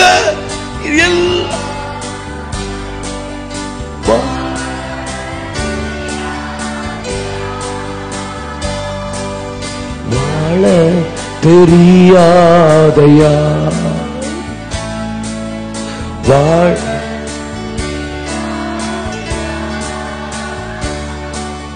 வாழ தெரியாதையா. கை உயர்த்தி ஒரு நிமிஷம் கூட நீர் இல்லாம ஆத்மார்த்தமா ஜெபிக்க போகிறோம். இந்த உபவாச நாளில சிலர் தலை மேல் இருக்கிற வானம் திறக்கப்பட போகிறது.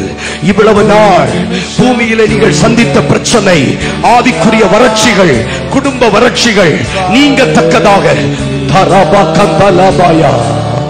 வாழ முடியாதையா.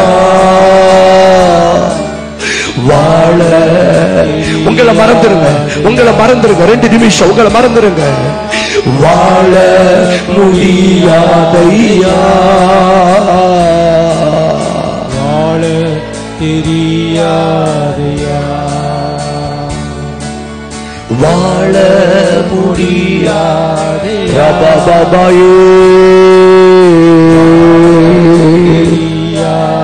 வாழ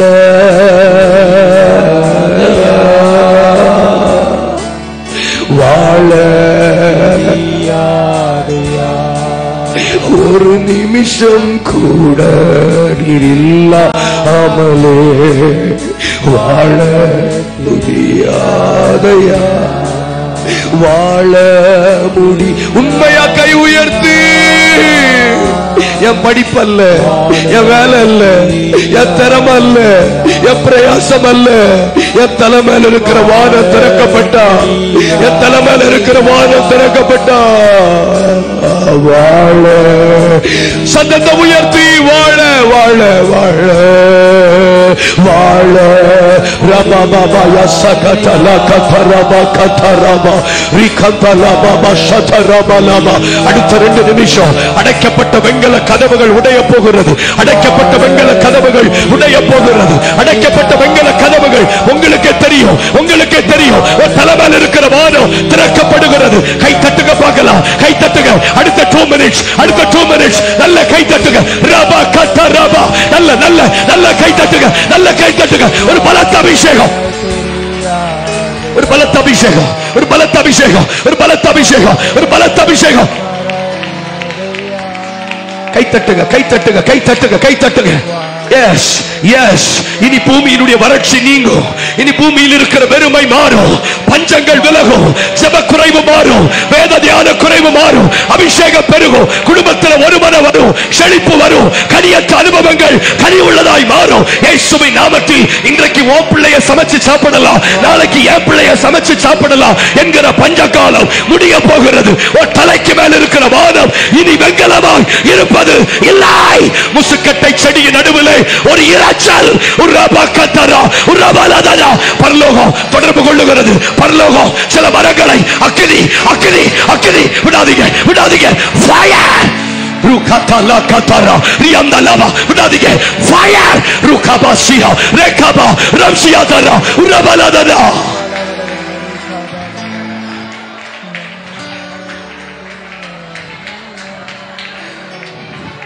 ஓஹோ, அப்ப வானம் திறந்துட்டா பூமியில் இருக்கிற பிரச்சனைகள் சரியாயிரும், மேட்டுப்பாளையம் சரியாயிரும், சாபம் நன்மையாய் மாறும்.